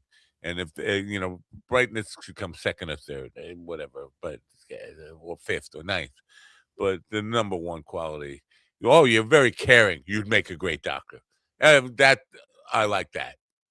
You're very bright and make a good doctor. No, those are the guys. Oh, he died. He died, and I was devastated because I was, like I said, I don't know if you've ever had your plans on doing something and someone really sells you on something else. And then you acquiesce, and then that thing doesn't come through, and then you're like, "Fuck! I knew I didn't want to do this in the first place. I knew it. I didn't want to do it. It's a bad fucking idea." No, I would just want to say you would have made a terrible doctor. You would have made a terrible. Could people come in and say, "Doc, I got this thing." No, you don't. You don't. That's what you'd be at. No, I'd be one of those doctors like, "Doctor says it hurts when I do this," and I'd say, "Don't do that." Right. Boom. That would definitely be you. I could definitely see that. See that you make a terrible doctor. But I want to do this. Oh, don't do that. Well, do it with the other arm, the one that doesn't hurt.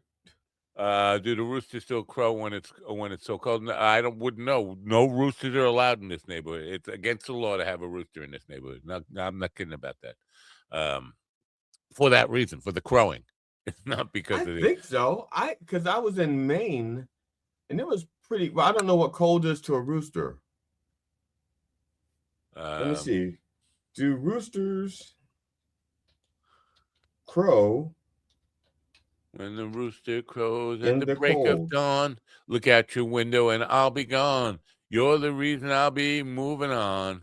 Don't think twice. It's all right. It says, yes, roosters do crow in the winter. All right. It says, just because it's cold doesn't mean you don't want to fuck. Oh, okay. No, I'm sure that's not what it says. Russell crow in the winter. That's the roosters do crow in winter, but the timing and frequency can vary. During winter months, roosters may crow less frequently due to shorter daylight hours and potential boredom. However, they still have a circadian rhythm that influences their crowing behavior. In some cases, roosters may crow less often as a result of stressors like predators or changes in their environment.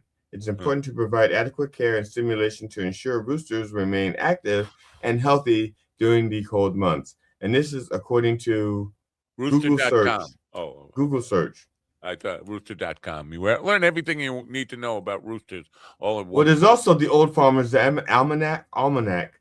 A new sponsor, rooster.com. Rooster.com. They've been in business for 40 years. They've been serving the rooster loving community. Whatever. Take care, Ann. Sorry to see you go. We'll So talk to you. We'll tomorrow, see you tomorrow, Ann.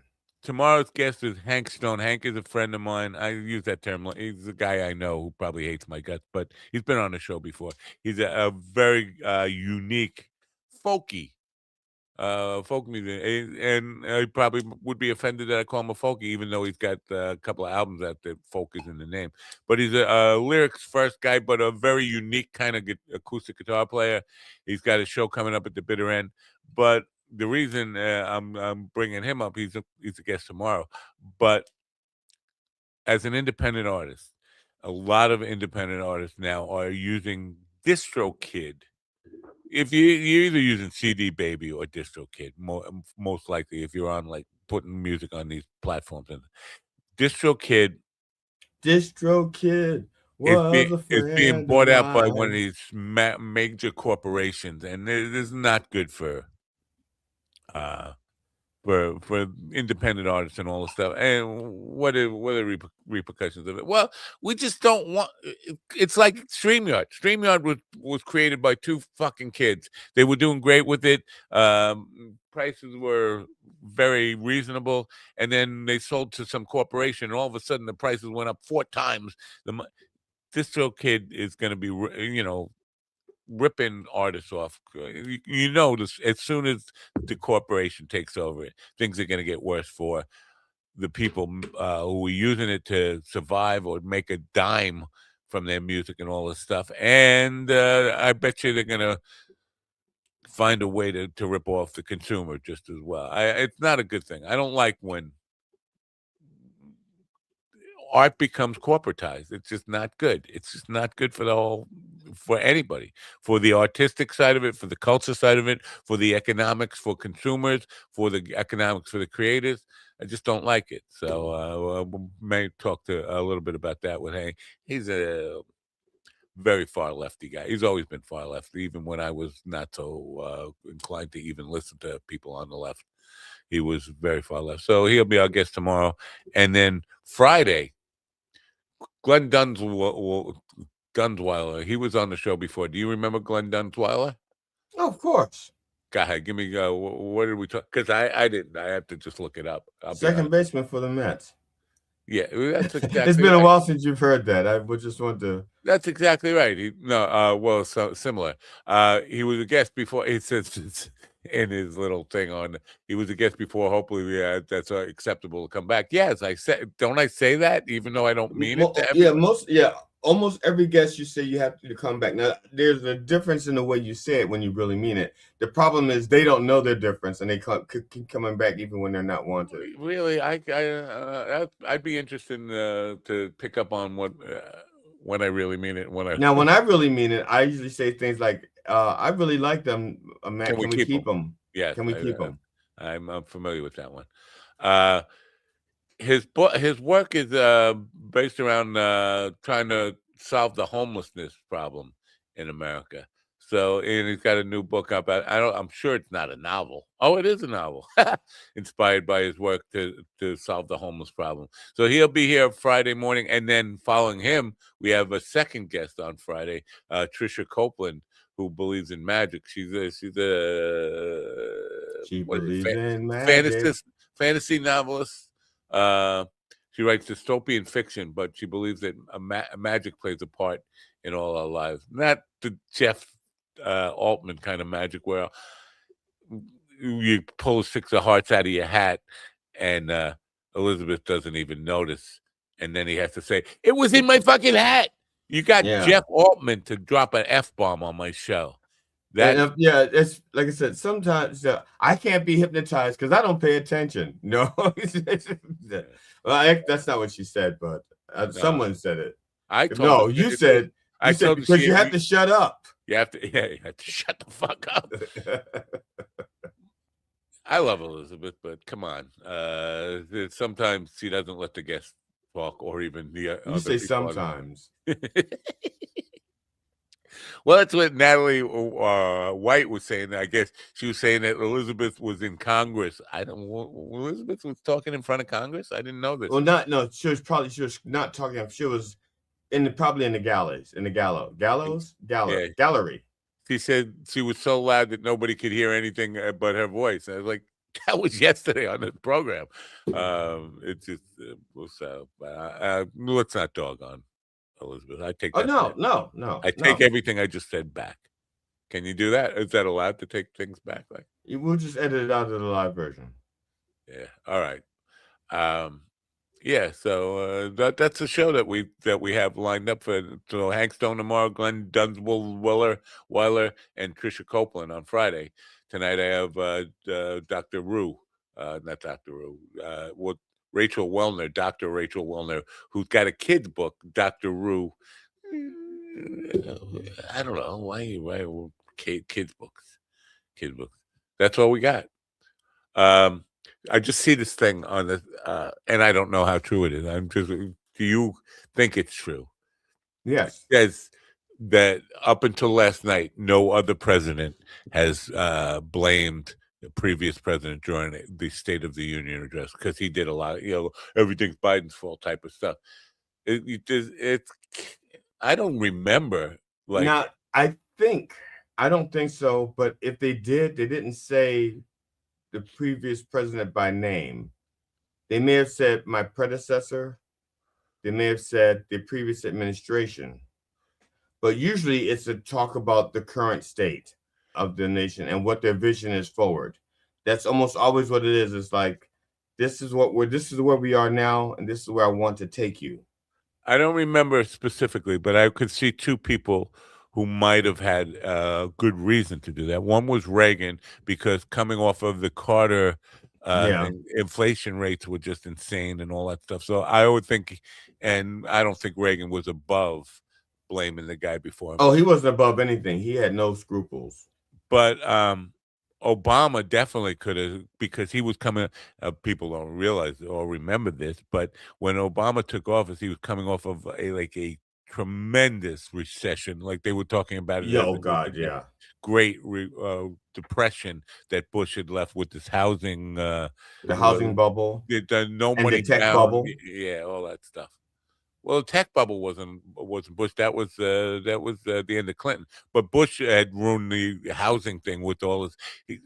What people buying houses, no money down, and just like getting mortgages without any qualifications at all. And all of a sudden, people, oh yeah, we can't pay these mortgages.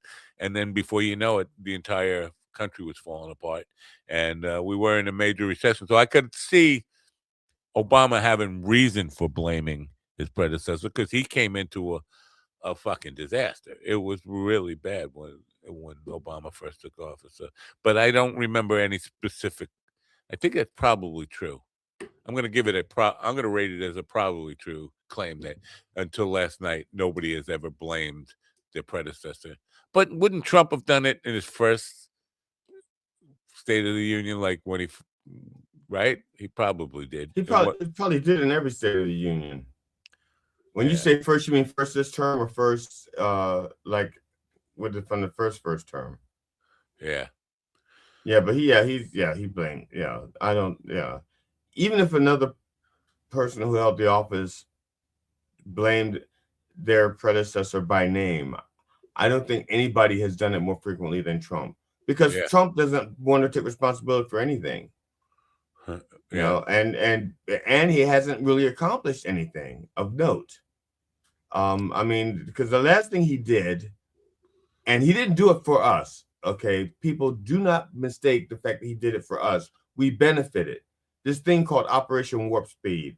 First of all, he just had the name. He had he has this thing. He likes to come up with names of things and try to find something to attach the name to. He likes to name things. I like Warp Speed. I like Operation Warp Speed. What can we do with that? And basically the only thing he did was make it so that if those companies fuck us over, we couldn't sue them.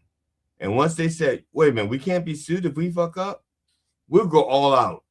Let's go. Balls to the wall. Let's try all kinds of testing and drugs and shit and see what happens. Let's try all kinds of new methods, see what happens, because we're not going to get sued. That's what Operation Warp Speed was in a nutshell.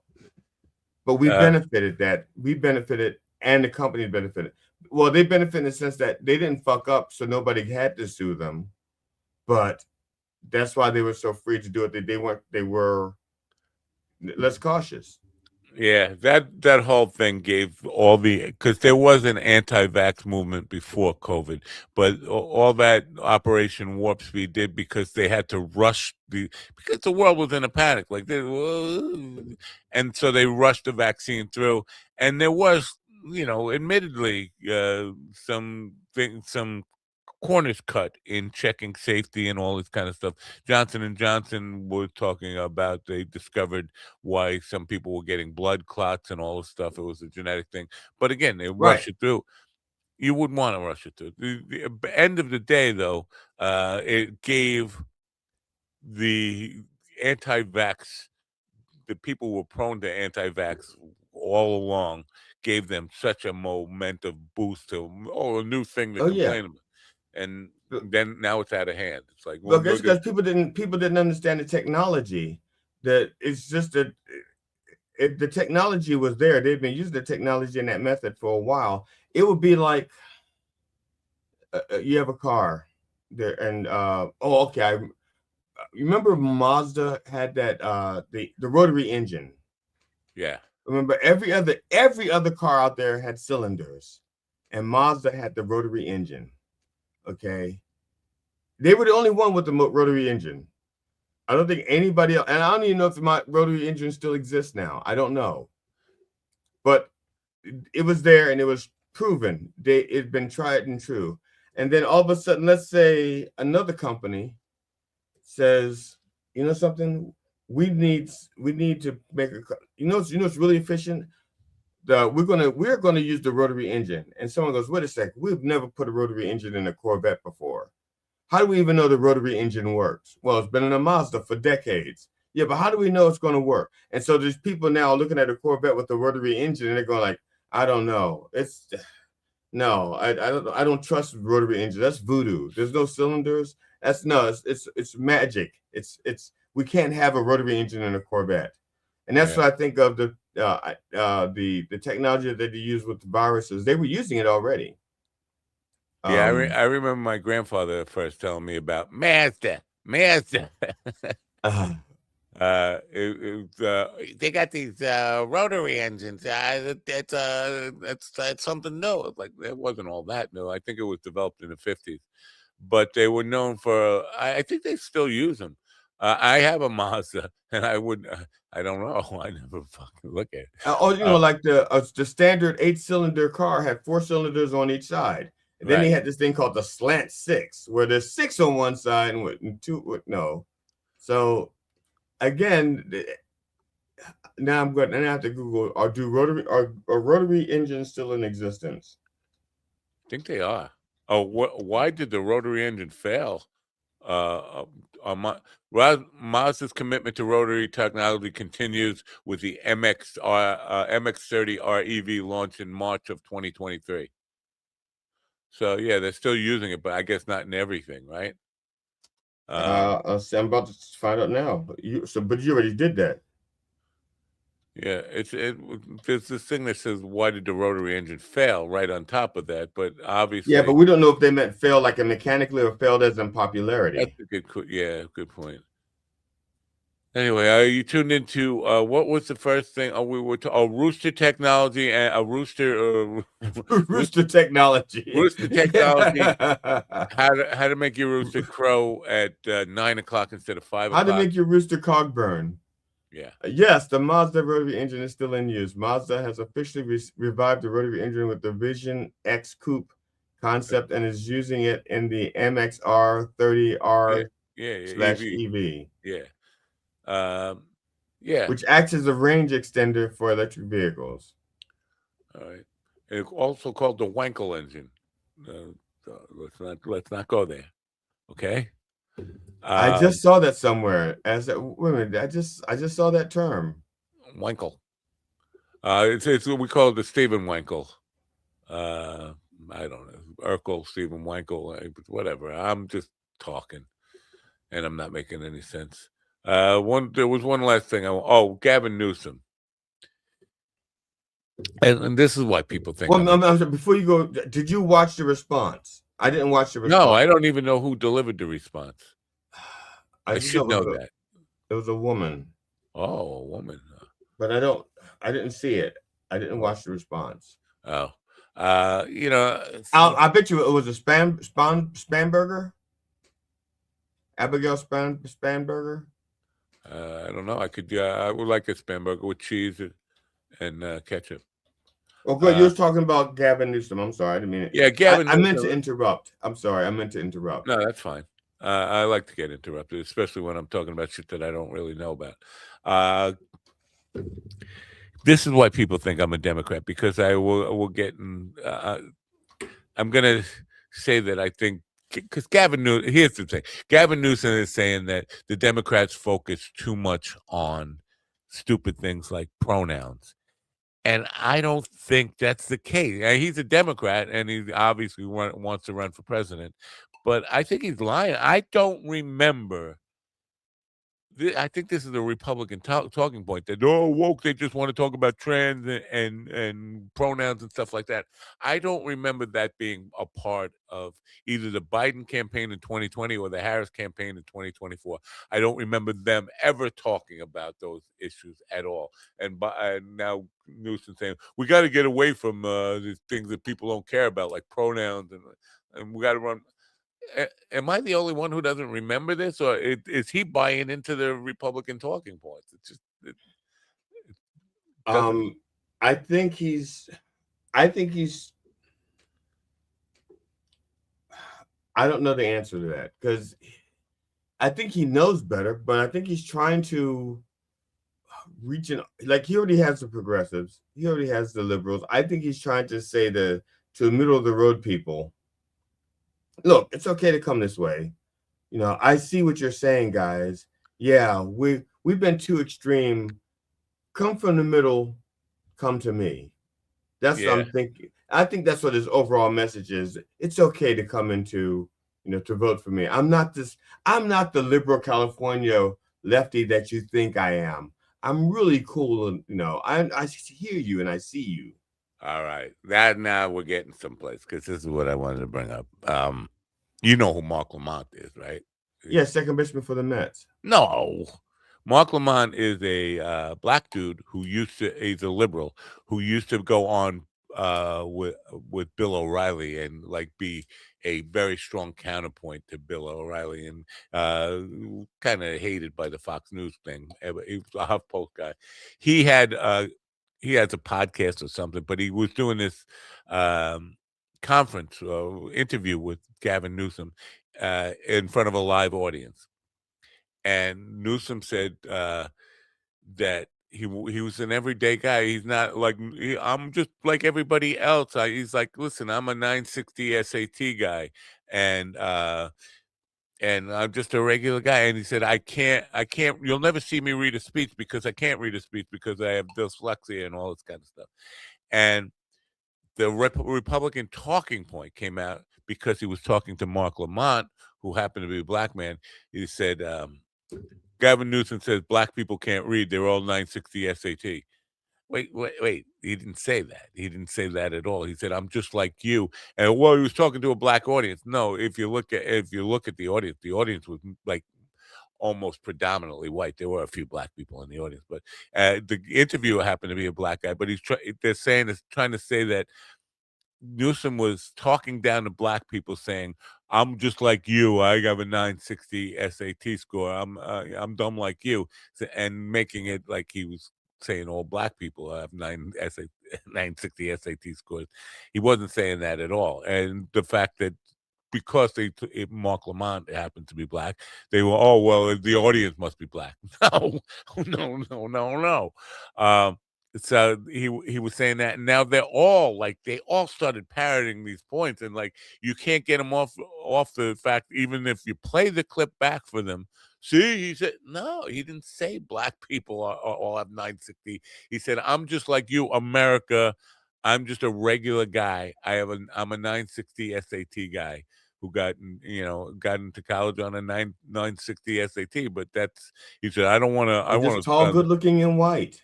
Yeah. But they just totally take everything out of context and then making it like he's insulting black people at the point. And he's talking to a bunch of white people, which is he wasn't saying to Mark Lamont. I'm just like, I bet you Mark Lamont has probably 1120. I'm just guessing it's. I got him beat too. Okay. All right, but yeah, so that's not by much. Yeah. So you think? There's got to be a primary, right? With the Democrats this time, if in 2028. Well, those one didn't have there was a primary scheduled last time. They just didn't do it because Biden fucked things up. Right. Yeah. And Biden definitely. Yeah. They should have never went with Biden in the first place in 2020. They should have just got somebody younger. Well, see, it's hard for me to say they shouldn't went with because it was an election process. They went through the process, and Biden and the people that were talking about Biden not winning in Iowa and New Hampshire, Biden said, "I'm not going to win New Hampshire and Iowa." Biden said, "Wait till we get to South Carolina, and there's a more representative government." Which he got in trouble for saying, because New Hampshire is mostly white, Iowa is beyond mostly white, So yeah. He was just saying that South Carolina is more representative of what the country looks like. It has minorities in there and stuff like that. And he says, that's when I'll do well. And he did. Biden did well where there were minorities to vote for him. Now, right. I'm not saying that he should have been our first choice. He was not my first choice. My first choice was Elizabeth Warren. Really? Yeah, because she said what she wanted to do, and she spelled out how she wanted to do it and why it would work. And you know why it was. How you can tell that it was a good idea. The Republicans never discussed her ideas. Yeah. The only thing they talked about was her being an old woman who thought she was Native American. Right. Let's talk about her ideas. That's what I was going to say. People, you can't. Unfortunately, policy is not going. Policy ideas and solutions to problems are not going to win over the electorate at this point. We have dumbed it down to becoming a personality contest, and so I think Newsom is the front runner, and I'm not sure that's a good idea. I think that whatever. I think he's just a front runner because of. I don't think if the primaries were held tomorrow, I don't think he'd win it. Or if the primaries were held in 3 weeks, when people got to see the other choices, I don't think he'd win it. I honestly think that Josh Shapiro has a better chance than Gavin Newsom. I think Gretchen Whitmer has a better chance than Gavin Newsom. And that's why Gavin Newsom is out there trying so hard. Well, yeah, I actually think Kamala Harris will have a better chance than Gavin Newsom. And the reason why I say that is because there are people out there who regret not voting for her. They're like, oh shit, I had a trip between her and Trump, and I should have picked her. And those people will probably go, I'm not going to make the same mistake twice. Even though it wouldn't be against Trump the second time. I would love to hear one person say that to me. I just did. Nah, I mean, I'm not a person. Well, I forgot. I'm 3/5 of a person. No, let me say it twice. No, you are not a person who didn't vote for her. I'm talking about yourself, saying I regret not voting for her and voting for Trump. I want somebody who voted for Trump to look me in the eye and tell me that they regret voting for Trump and wish they'd voted for her. That's what I don't think they'll say that out loud. I think they'd rather do it I would think they would do it quietly with their vote. And the reason why I said is because most people do not like admitting their mistakes, especially when their mistake turns out to be so fucking huge. Yeah. So I don't think you'll come across a person in New York. Just one. I just want to hear one of them. Just anyone. I wish you luck. Because I know people who voted for Trump, and I rather agree. than It's not going to say, happen. and rather than say, then look, I really fucked up. I should have voted for Harris. Well, Wait a minute. I'm trying to think. Well, I don't know. It may have been a dream. I'm yeah. trying to think. I thought somebody actually said it on television. I'm trying to think. No, Well, I see it. That's why that may have been a TikTok. That may have been like one of those TikTok bait and switch things. I don't know. That's why I said I just want, because there are a number of Rogan, who is Rogan. Rogan is saying stuff like he didn't say he regrets voting for Trump. He said he can't handle the insanity, he can't sleep at night because of this stuff. This is just crazy. But he's not coming out and saying, I made a mistake. Andrew Schultz has come out and said, I made a mistake, but he didn't say, I wish I would have voted for no, he's probably saying like, I made a mistake. I should have just not voted at all. Yes. Or something like that. And Right. because but those people are trying to keep their money machine going. It's really hard for them to go, I should have voted for Harris, and then come back the next day and still have the same sponsors and members.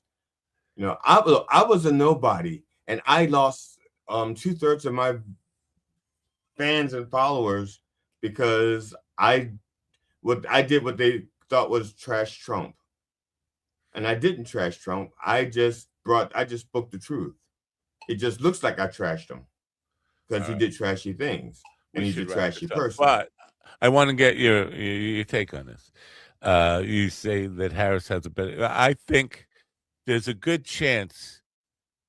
See, it's either Newsom, I think, is the choice of people who say we've tried women. We tried women for the last 2 elections, and it's not working out. We got to go back to the old white man thing. And Newsom's not that old, but the white man thing, which is that's our best, because every time we ran women, it was disappointing. So I think Harris and AOC both have a big following within the Democratic Party, and people were supportive of that. But I think some people are just gun shy about a woman again. Do you think? But you got to realize that the 2 times that we ran a woman candidate, it was against the hate machine. It was against like the same person, Trump. Right. It was against the same person. Right. I think that in a normal election, look at New Jersey with Sponberger. You look at Virginia. Well, Virginia is actually better than New Jersey, because New Jersey has elected Republican presidents before. Virginia has elected Republican and Democratic presidents before. In both cases, they elected a woman. Right. And it's not like they're so red, so blue that they've never voted Republican. They in recent history they had Republican presidents, both of them. Right. And same with New York. New York has had plenty of Republican presidents. Hochul won. For whatever reason. I'm not saying, for whatever reason. I'm not a New Yorker, so I'm not, I don't know the quality of the Republican candidate. So I can't answer that intelligently. But the fact that there are women winning in states that have elected Democratic and Republican governors says that a woman in a sane election or sane type election can win. And I think we can do that nationally. And I'm not saying that the next president has to be a woman. I'm saying I want the best qualified person. If it's a woman, then God bless them. Do it. Be it. Yeah. That's all I'm saying. I'm not saying there has to be a woman. I'm not saying they have to be black. I'm saying they have to be fucking qualified and sane. And I didn't used to use the word sane because I just assumed that sanity was just something that I assumed. Qualified, you had to make sure you said.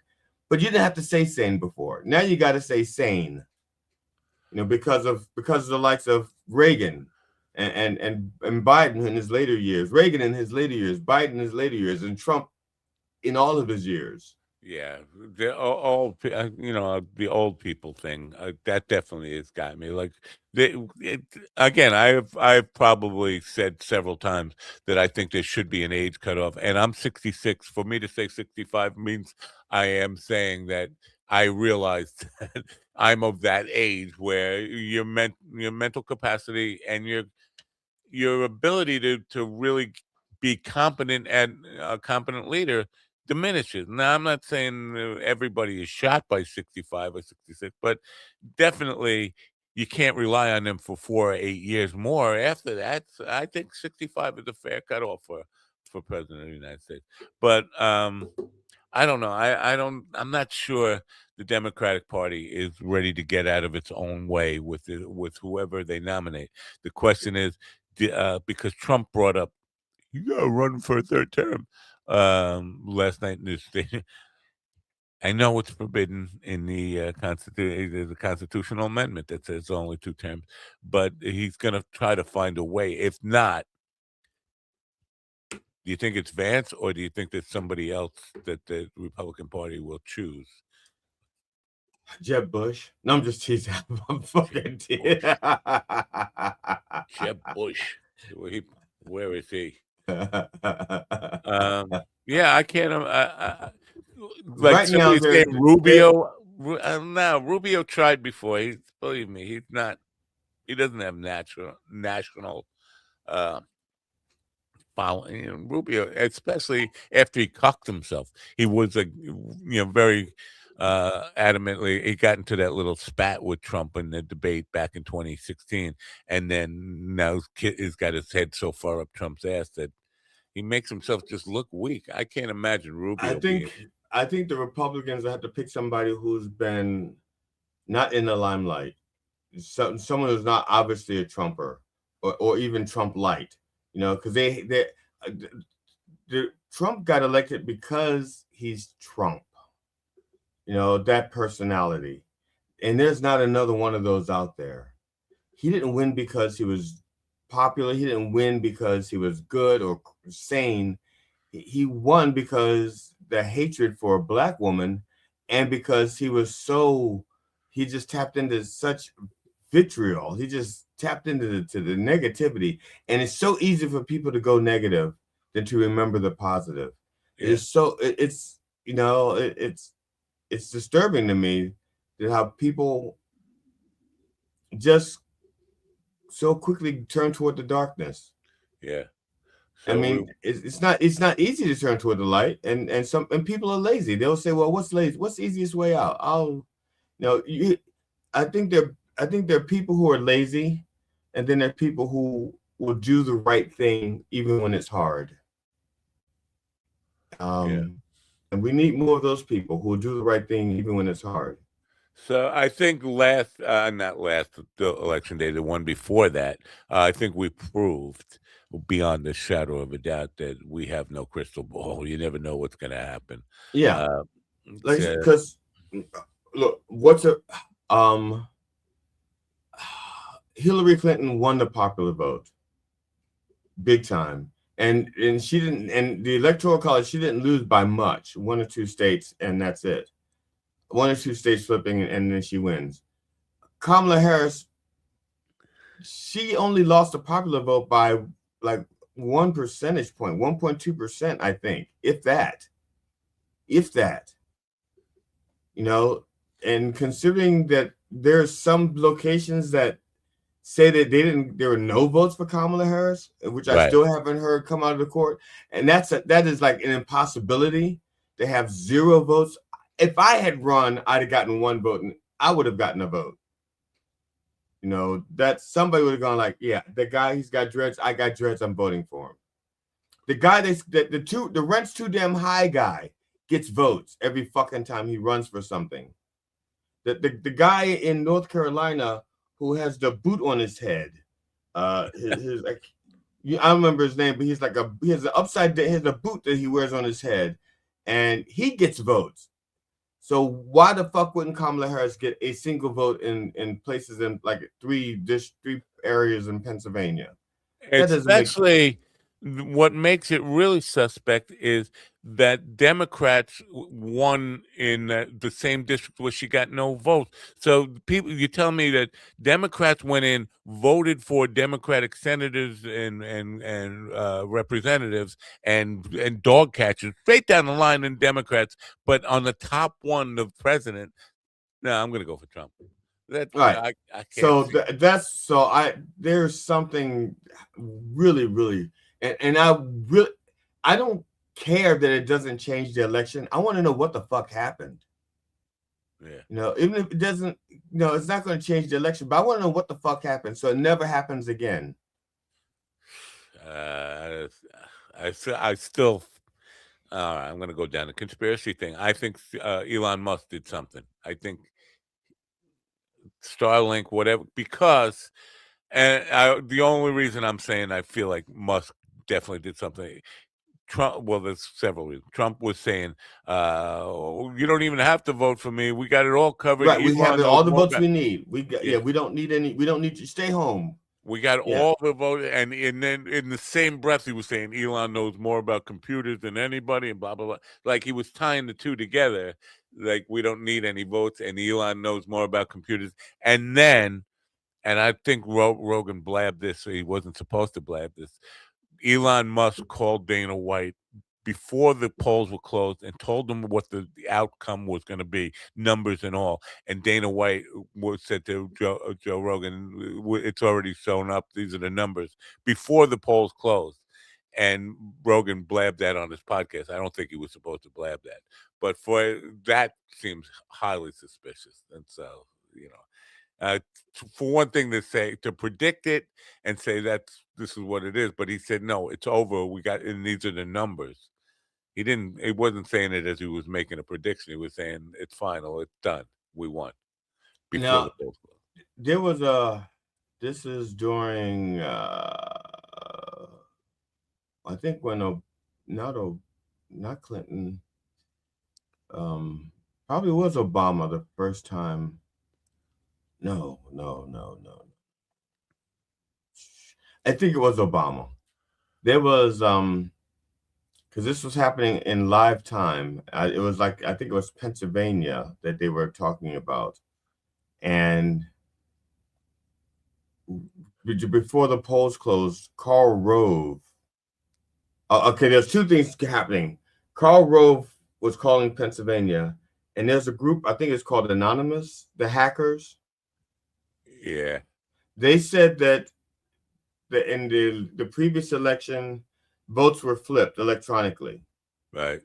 From whoever to whoever, from so-and-so to Bush, maybe, I think that's what it was. And so they said, we know how it was done. And this time when they flip the votes, we're going to flip them back instantaneously because we know how they did it. And so Karl Rove was calling a particular district, and he goes, all the votes aren't in, so-and-so's not in. Wait till that comes in, we'll have that. And then Karl Rove was like, you see him totally fucking shocked. Like, yeah. It's almost like, something's coming. It's almost like you pour in blue Kool-Aid in one end of the pipe, and you come out and you got your glass there, you're waiting for blue Kool-Aid. Red Kool-Aid comes out, you go like, what the fuck happened? Yeah. That's I think that was in Obama's second victory. I'm thinking it was against Romney, just the Karl Rove thing. Yeah, because I was trying to remember, because I thought Romney was involved, and I couldn't remember how Romney would be involved, but that's right, okay. Yeah, I think it was the second time Obama won. He was sure that, I remember the Karl Rove thing. And I thought Karl Rove was like, persona non grata from the Republicans after that, but he's still back. He's still kind of active. Oh, yeah. Well, all the people that you thought would be persona non grata, Bill Kristol, motherfucker was a gambling degenerate and inaccurate with his predictions. Yeah. No, his prognostication was atrocious. I've seen octopi picking better election results than him, but going like, who are you going to pick? Yeah. I got Mr. Bill. They were more accurate than Bill Kristol, and they did it without a gambling problem. And he's back.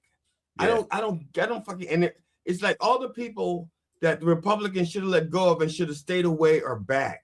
You can't do that if you're a Democrat. Where the fuck is Al Franken now? Where? As good as he was at politics, he's not back.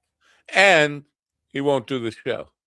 I've reached out to Al Franken several times. I get no response. I mean, I know we're nobody, but come on. Well, my wife thinks it's because I'm on the air, and she thinks because I insulted him that's why he won't do the show. And I told her I did not insult him. She goes, "You walked up to him and said, 'This is where you went wrong.'" And I said, "No, I didn't say this is where you went wrong. I said this is what you missed. There's a difference." Yeah. Well, and I didn't even say you missed it. I said you may have, or did you miss this? And there was something else. And he goes, "I know, I didn't know about that." And Carol goes, "No, you said to him, 'This is where you're wrong.'" And I said, "No, I didn't do that. I don't do that to anybody. Not seriously. I may joke with somebody, go, 'Oh no, you got that all wrong.' But as a general rule of thumb, I try to be a little bit more humble." Yeah, I try. Because I know we're a little overtime here, but because I know how much our audience just loves us talking politics, and we've been doing it for 2.5 hours. I just want to bring this up because Sarah Alessandrini, who was a guest earlier in the week, was it this week or was it last week? Anyway, we were talking about Cuomo, and she started following me now on social media, and we were discussing this. I said I should have asked her this on the program. Do you think he should not have resigned? Because you bring it up, Al Franken, and I think he shouldn't have resigned. He should have fought that out. But she said yes, Cuomo shouldn't have resigned. To me, Cuomo. I was about to say Franken. Okay. Yeah. I was talking about Frank. I don't think Franken should have resigned, but Cuomo, to me, when Cuomo resigned, that convinced me that he was guilty, because if you know anything about the Cuomos, and I think I know a lot about the Cuomos, I was a fan of Mario Cuomo, egomania and stubbornness. And, yes. So when he resigned, that to me was an indication he knew he couldn't win that fight, that there was something to it. And she's like, no, he shouldn't have resigned, and he regrets it now. But this is really weird to hear a woman who has a feminist point of view to say that he shouldn't have resigned. To me, that this is my hypothesis. Okay, the stuff that he was being attacked with was a nothing burger. That was the public stuff was nothing burgers. I don't think there's anything in the public domain that he should have resigned over, really. But there's probably one or two things that didn't make public that he knew about. And he wasn't sure if those people would say anything. Yeah.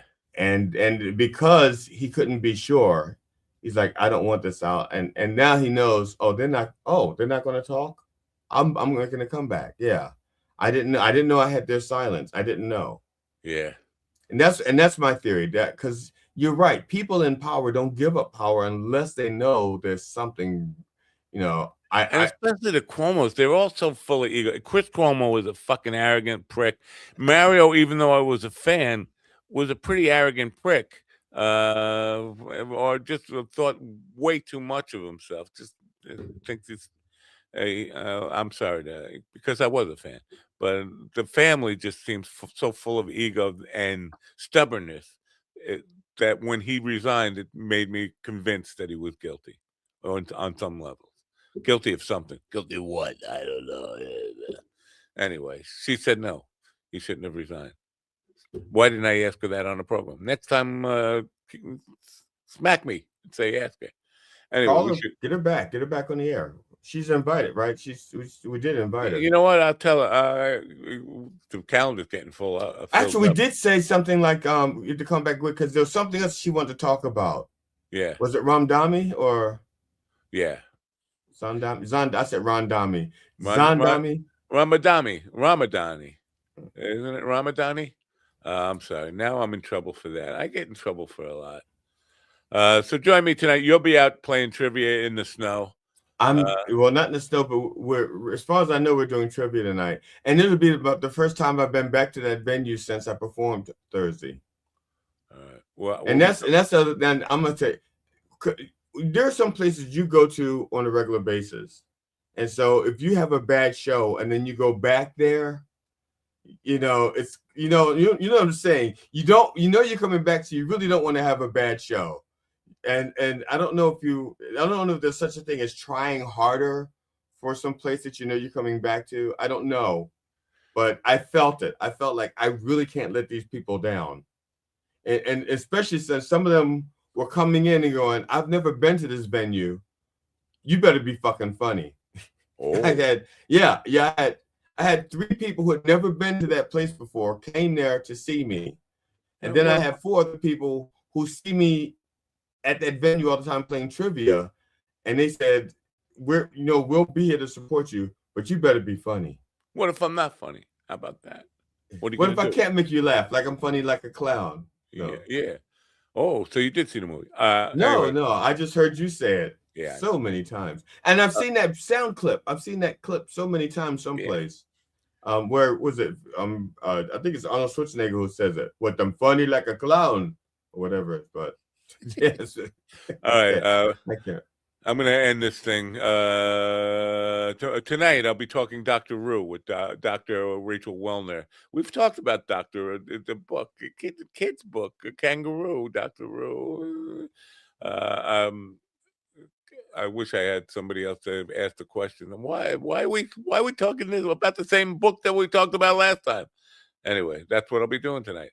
So, but I have to ask you this: aren't you amazed that no matter where I go, when I get on the air, I can put my signal is pretty solid. It's not like blippity blippity blippity like other people like be calling you from their house. They can't talk.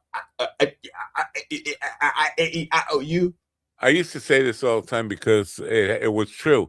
I would have conversations with people in Australia. It would be crystal clear. And I'd have a guest on from Long Island who was 5 miles away. And we had, You some type of like. buy some better Wi-Fi or something. I don't know. Get a better something. I don't know why. Sometimes it's so difficult for some people. Anyway, yeah, okay, I'll get with you in a second. I got another scam company who's going to send me a check, I think, and want me to work with it. And here's a bogus check, go cash it, and it's one of those deals. Today's the 24th? No, today's the 25th. 25th. Of 25th. Damn. Okay. Yeah, month's flying by. I don't know if you know this, but there's only 28 days in this month. They somehow what? We got Shit, ripped up. I thought there was something wrong with my calendar. I thought they ran out of ink. Yeah, no, because there's still squares left. There's just no more numbers. That explains it. They got squares, just no numbers. I honestly thought it was a defective calendar and they ran out of ink. Time bandits. Yeah, I've been way over there, but I've been down this physics rabbit hole with these guys. The past doesn't exist. Last night, Feynman discussing. He's got to go. I'm sorry. Go ahead. Yeah. Death is not real. Death is not the end. And he was talking about everything. The first rule of thermodynamics is matter can't be destroyed or created. It just changes form. So everything about you, once you die, yes, you will decompose and all this, but you go back into the atmosphere of Earth and you come back in some form. It could be in a rock. It could be in a tree. Now, here's the problem with that. Is he talking about you, the individual, or you, the molecule? He addresses you, the individual, will not do that. He addresses the atoms and molecules of that, but he also talks about the energy that is you. And so they're two separate things: the matter and the energy. And he said they both come back to be recycled by the Earth in some way. The individual does not come back. So no matter what he says, G.D. Fenderson will not be back. Well, my hair may come back as part of that tree out there. It would be such an astronomically odds against all those molecules and all that energy hooking back up into the same thing. Right. So we will not be back. I'm sorry. So these people, they got it wrong. They need to talk to me. But it's one of the most beautiful monologues. The thing that really impressed me, this guy went on for like 35 minutes. And he was talking in these terms, never once an or any of that stuff. Just talk so eloquently, and without ever stopping to reorganize his thoughts or anything. It just, you got to see it, man. It's just mind blowing. And I can't listen to Fetterman because in my mind I keep thinking he's got to go. You've got to go. He's got to go. All right. Got to go. So you're telling him that he should what? He's got to walk around nappy.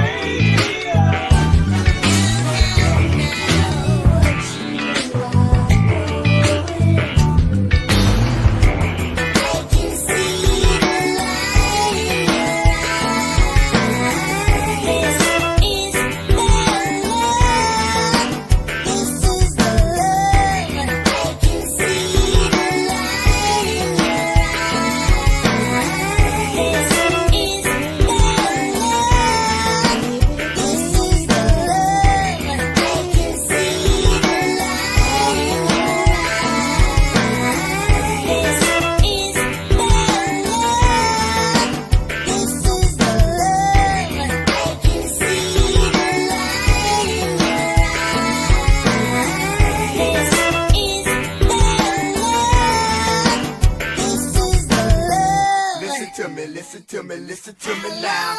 Listen to me, listen to me, listen to me now. Listen to me, listen to me, listen to me now. Listen to me, listen to me, listen to me now.